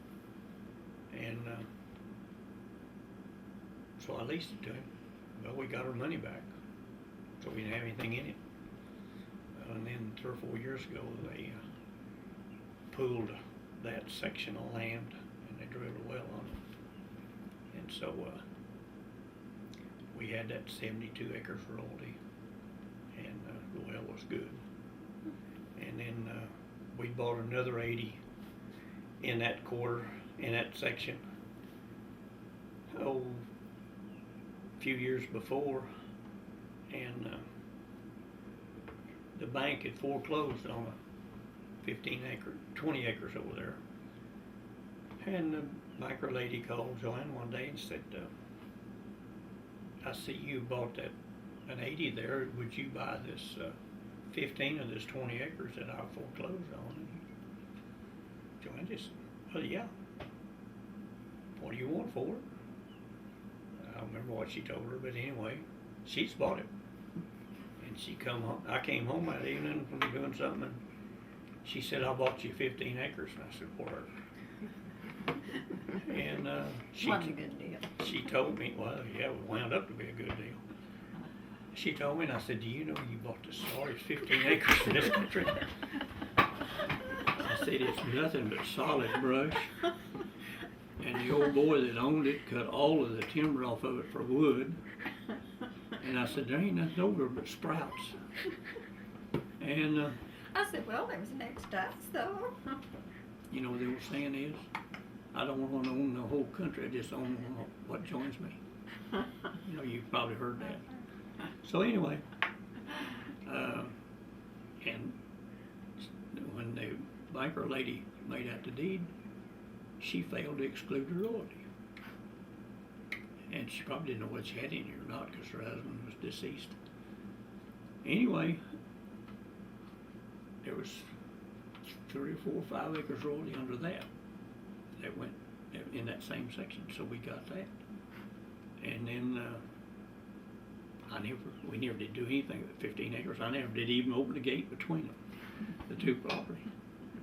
An old boy bought the 5 that had the house on it out of that 20. Come by here one day and said he wanted to buy that 15. I don't remember what I priced it at, but They made a profit, though. almost double what we'd give for it. And he took it. But when we did, we excluded, if it was any mineral rights, we excluded them. So that went in on that, so that helped considerably. And then on this place, there's no one owns very many acres. We've probably got, do we even have 20 acres now? But one of my sisters deceased, and she deeded 2 acres back to us. But on where I was born and raised, back years ago, back in the 50s, they drilled a little gas well over, and it produced for a few years for the folks. And Dad sold 30 acres off of that home place, and there's 130 acres of royalty still over there. And then there's an 80 that joins it to the north, corners it to the north, and he had all the royalty on it. So when folks deceased, that royalty is all split between 4 of us.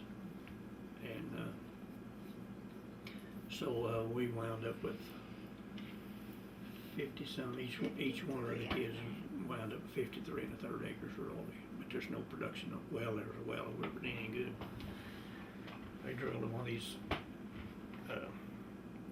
hunting horizontals where they go down and drill out horizontal. I thought this was a straight hole. Well, now this nowhere is a straight hole, but it's no good. That 50-some acres, few cents a month, and they've quit producing it now. Sure. It's not good enough. They won't pay the electric bill. So but you asked me what I foresee agriculture in the future. Very bleak. You know, even the big boys right now are having problems. And they're going out, too. They've come in here and bought up this land and give big prices for it, and some some of it's for sale again now, and it won't bring what they paid for it. Now, we've got a quarter lease across the highway where we lease the farmland on it. And the lady inherited it, and she sold that 1/4, and we've only got, like I said, the farmland. The hearsay is she got $1,750 an acre for it. There's no way you can farm that old place. 35 acres farmland, and the pasture on it might pasture 10 cows. We let the guy that's got the pasture rented, he pastures the fields in the summertime after we harvest the crop off of them. And that's the only way it'll pasture 10 cows. And it will give $1,750 an acre for it. And the house is not, it's just an old house. And the old barn ain't worth pushing down. And no fences at all. And how they can do that, they're getting their money somewhere else. I mean, they're making their money somewhere else. They may have royalties too then.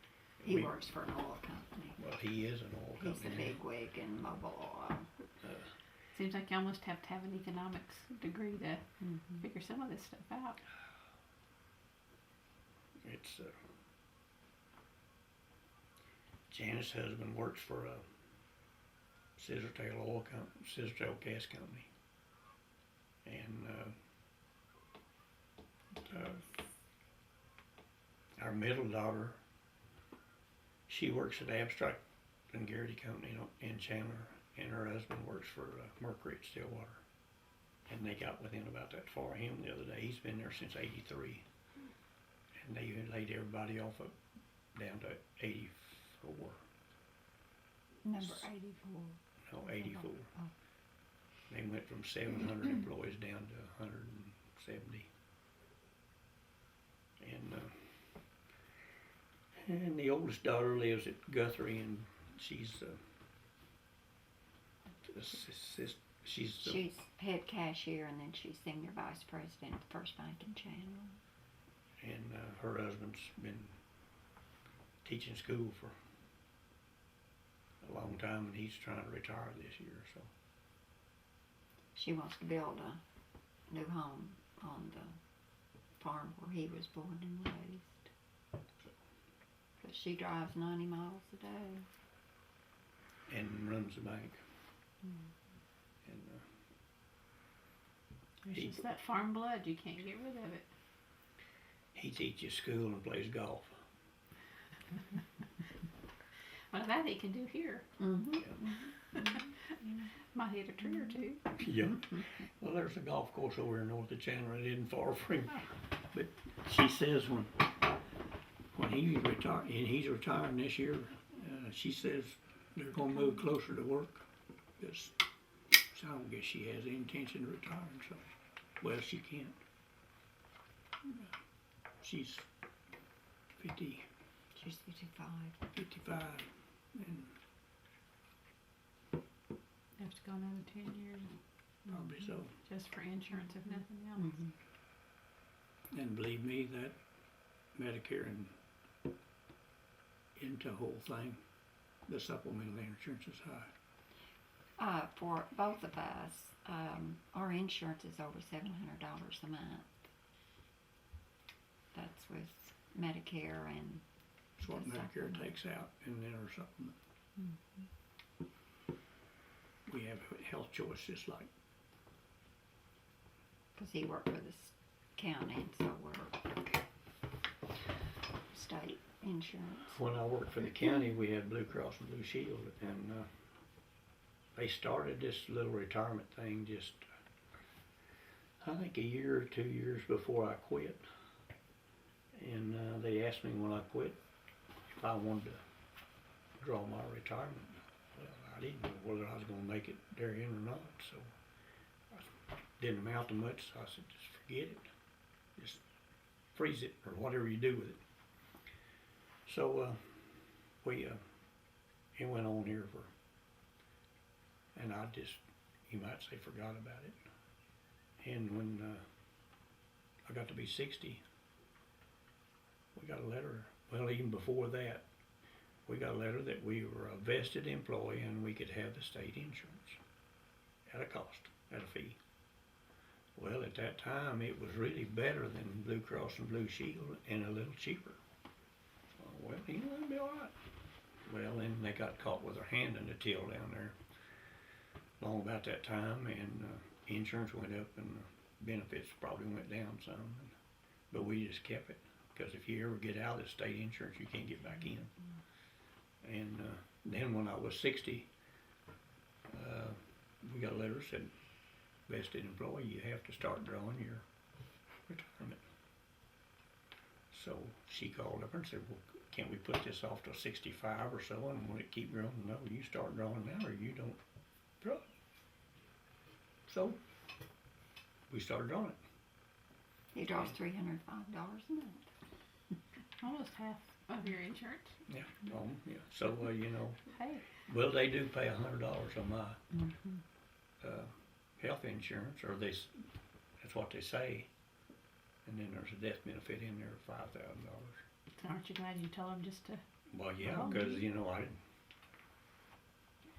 I bet I didn't have back then. You know, we didn't make any money, and I bet I didn't have $300 or $400 that I could have actually drawn out of it at that time.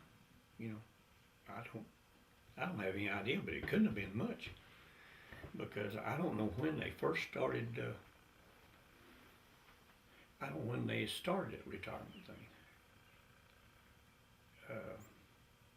And I don't think we had any choice of whether we elected to it, or it's just something that happens, you know. I think Social Security started in 65, I think, so it's may have been around it. So, you know,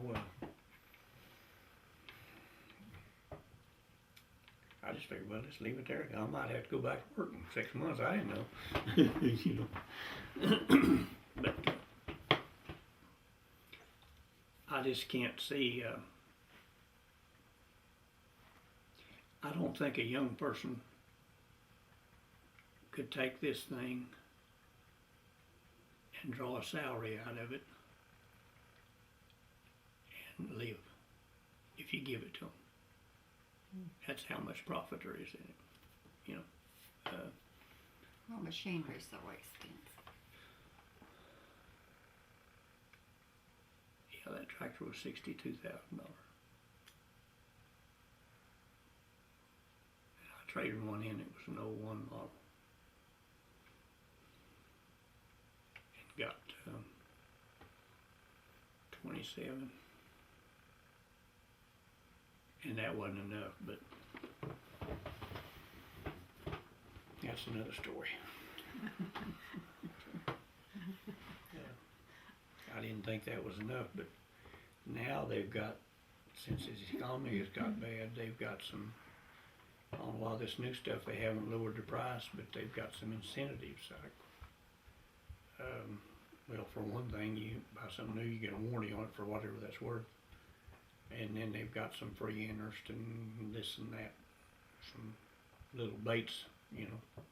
And so that entices people to buy the new instead of going and borrowing the money and paying a 5 or 6 or 7 or 8% interest.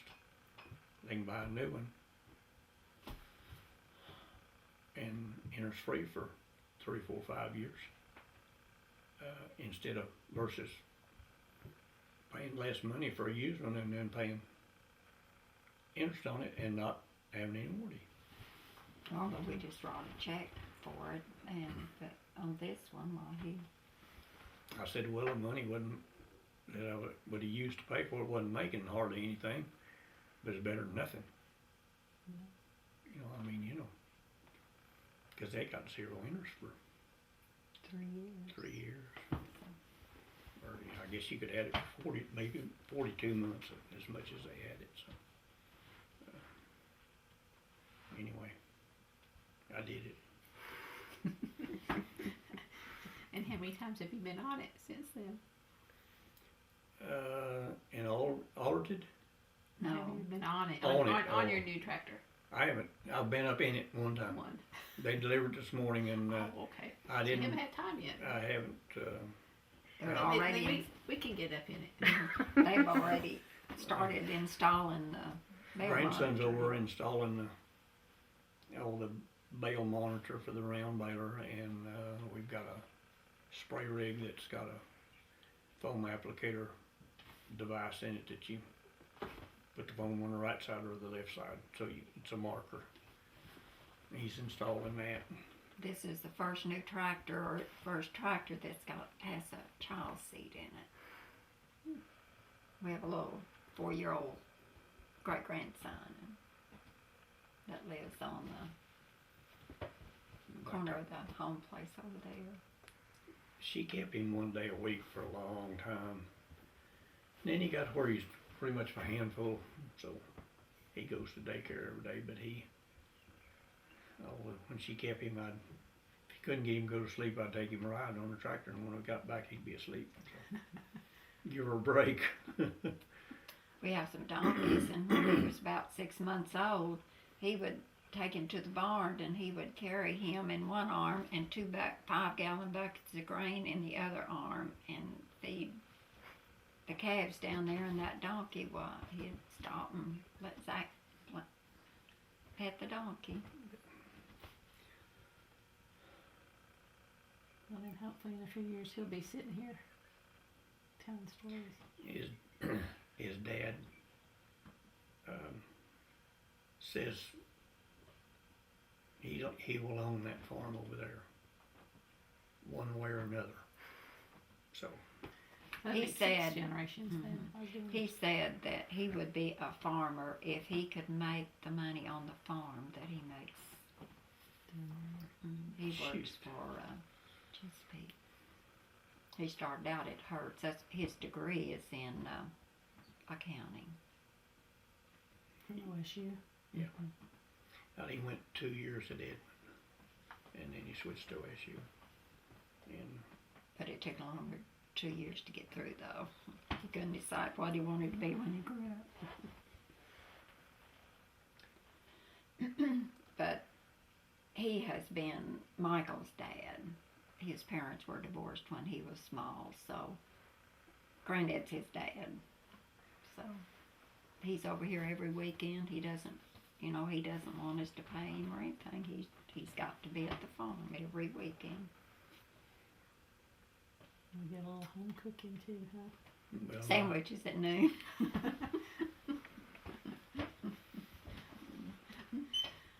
Nope, that's all they get at noontime, and I don't even fix it until they walk in the door.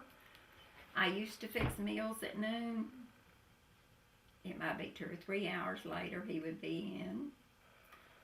Or he would say, I'm going to go uptown and eat with so-and-so, and they're already cooked.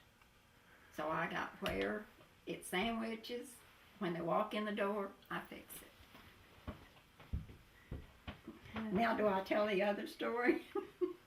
Go ahead, you're the one On talking. Sunday, I had roast, the whole bit. I fixed it. I was nice. I fixed him a plate. It was about 3:30 or so he came in, and I said, are you ready to eat? I'm hungry. I took the plate out and showed it to him and then threw it on the back porch.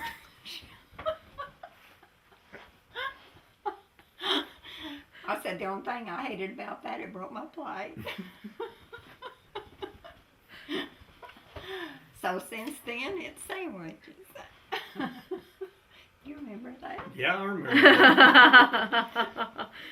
But if you're way off over here and you like an hour or 30 or 40 minutes, Yeah, but you were in the shop that day, Oh. though. I don't remember what I was doing that day, but all I remember is Your plate going by. You had a pocket watch, I'd say. no, I wish I wear a wristwatch. I don't have an excuse of not being able to take down my Now, he pocket. didn't grow up that way. His dad, no matter what he was doing, if he was baling hay or anything, he would shut down and he would go and eat his lunch. Same time every day. Same probably. time every day. Supper the same way. But he didn't inherit that from his dad, though. I'm guilty, huh? No way about it, I'm guilty. You're in the middle of something, you're going to finish it first. Yeah. Especially back, years ago, you know, I had such a schedule that, well, you just done it. You know. So anyway, that put me to eating sandwiches, so. Which is no problem. I can see her part of it, you know, but, Lord, I hate to quit by like 15, 20, 30 minutes or an hour and come in and eat and have to go back and finish that and then come back and milk. But all the time that we dairied, I'd get up and eat breakfast. We'd get up and eat breakfast in the morning. I'd go to the barn and she'd do her housework and do the dishes, and then she'd come take my place at the barn and milk while I went and fed the cows, and then we were both there to finish. When we got through milking, finish up and clean up, and then I went on to the field or whatever I needed to do. Real team effort. And you know, and then at night, I think part of the time you'd start, and I'd come in and feed the cows, or she'd get the cows in for sure, and out of the pasture, and then get started, and then I'd come in and feed and milk, and she'd come back to the house for a little while, or this or that, and then we'd both finish up, and then come to the house and eat supper. And I do all of her bookwork and all of her whatever has to be done. And I used to do all the mowing, and then my knees kind of played out, and so I wouldn't let anyone mow the yard, even around the garage or up the road and down the road, or I just wouldn't let them mow it. But then after I had knee surgery, well, didn't matter. I inherited a lawnmower too. Push or ride. Oh, I haven't pushed a lawnmower in so many years that I push one every week. we've got a little, I don't know how many riding lawnmowers we had. We've got a little Cub, not a little Cub. We've got a little Kubota. It's got a 54-inch deck on it. It's got a little diesel motor in it. We mow the yard with, and mow the up and down the section lines, and then all the other section lines around every place we own, I try to keep them mowed at least a couple times a year, up and down all the roads. And keep them where it try to keep it where it looks half decent. So what are we keeping you from doing today while we're doing this? What would you typically be doing Messing with that tractor. with your new tractor? Getting it ready to, when this ground dries up, one of them, we've got to start spraying weeds and putting on some fertilizer. Got to, as soon as it dries up. And we should be putting up some weed hay, but it's too wet.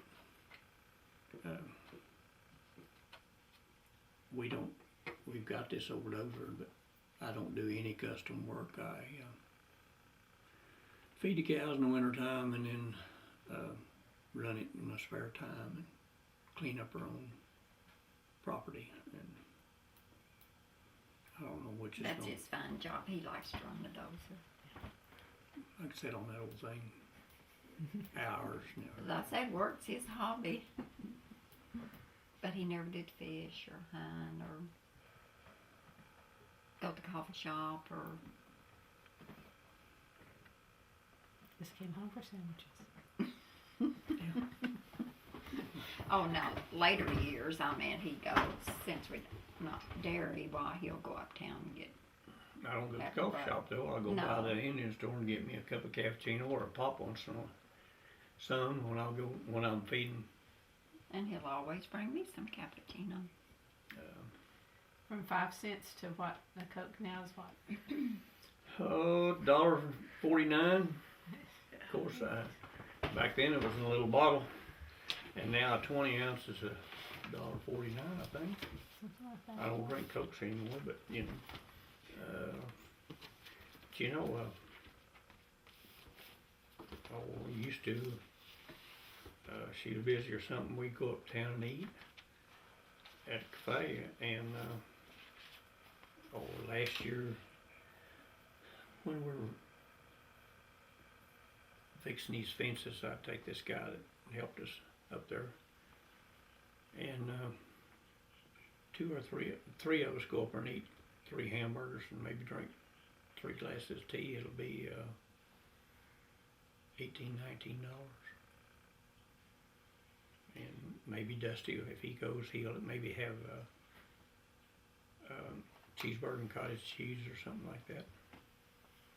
And it'll run almost $20. And you know, you just can't. Can't do that daily. You just can't do it. I'm always writing things down. I don't know why. I guess I just like to. But in April of '69, gasoline was 24.9. And in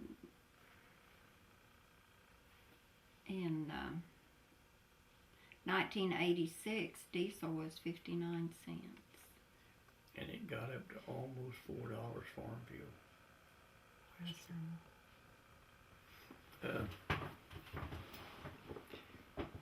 We started.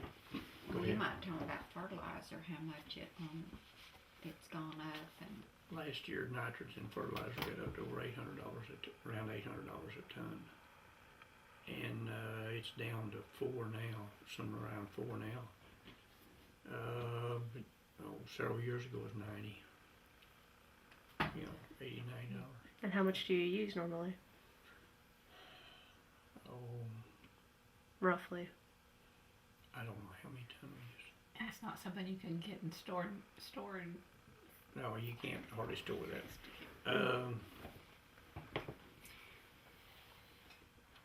I've thought about it for the last 2 or 3 years and haven't done it, but you can buy this liquid fertilizer by the semi-load and store it in fiberglass tanks.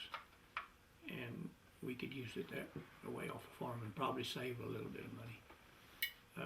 It would save, if it was delivered here to the farm in a semi-load lots, you would save going to the co-op or going someplace and picking it up. You'd actually save that much and maybe a little bit more.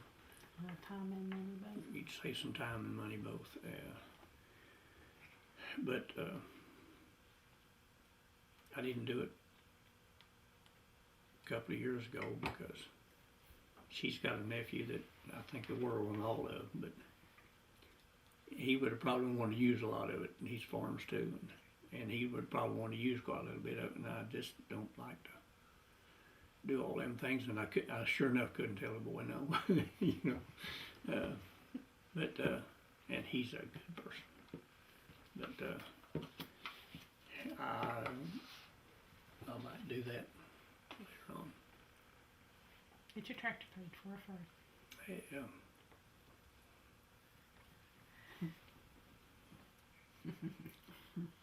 there's a lot of expensive stuff down there. We've got one that's, it was new in '05, and then we got one old tractor that's kind of my standby. If everything else don't work, it does. So, we've just got 4. And I don't know how. And they're all different. No, we got 2 of the same brand now. 2 Kubotas, McCormick, and a Ford.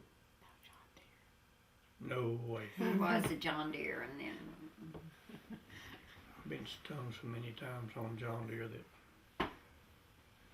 we used to have a lot of grain equipment around here, but we don't have any. Well, we got a grain drill and a blade. No drill. A grain drill and a blade, and an old stump disc. Old disc we used in the timber before we cleared the timber. That's all the John Deere there is here anymore. I got mad at the dealer and told him what he could do with it. Haven't been back in there for Years. years. After you buy a new tractor and in 2,700 hours, you and the dealership have spent $14,000 on it. It makes you a little raw. I'd say so. And then they tell you that you're the only one having trouble with them. And he sold 20 some of them that year. And everybody you talk to, and that's all we got is problems. So we had, of that series, we had one that was in the first 100 numbers on the serial number. They said that was the most tested tractor they had ever built. The biggest piece of junk you ever saw.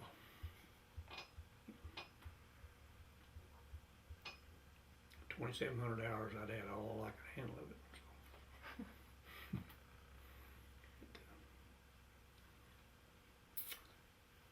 Is there anything else we haven't covered you'd like to cover? We've covered quite a bit. Anything, if you've got any questions, I'll try to answer. You know, Julie? I'm good.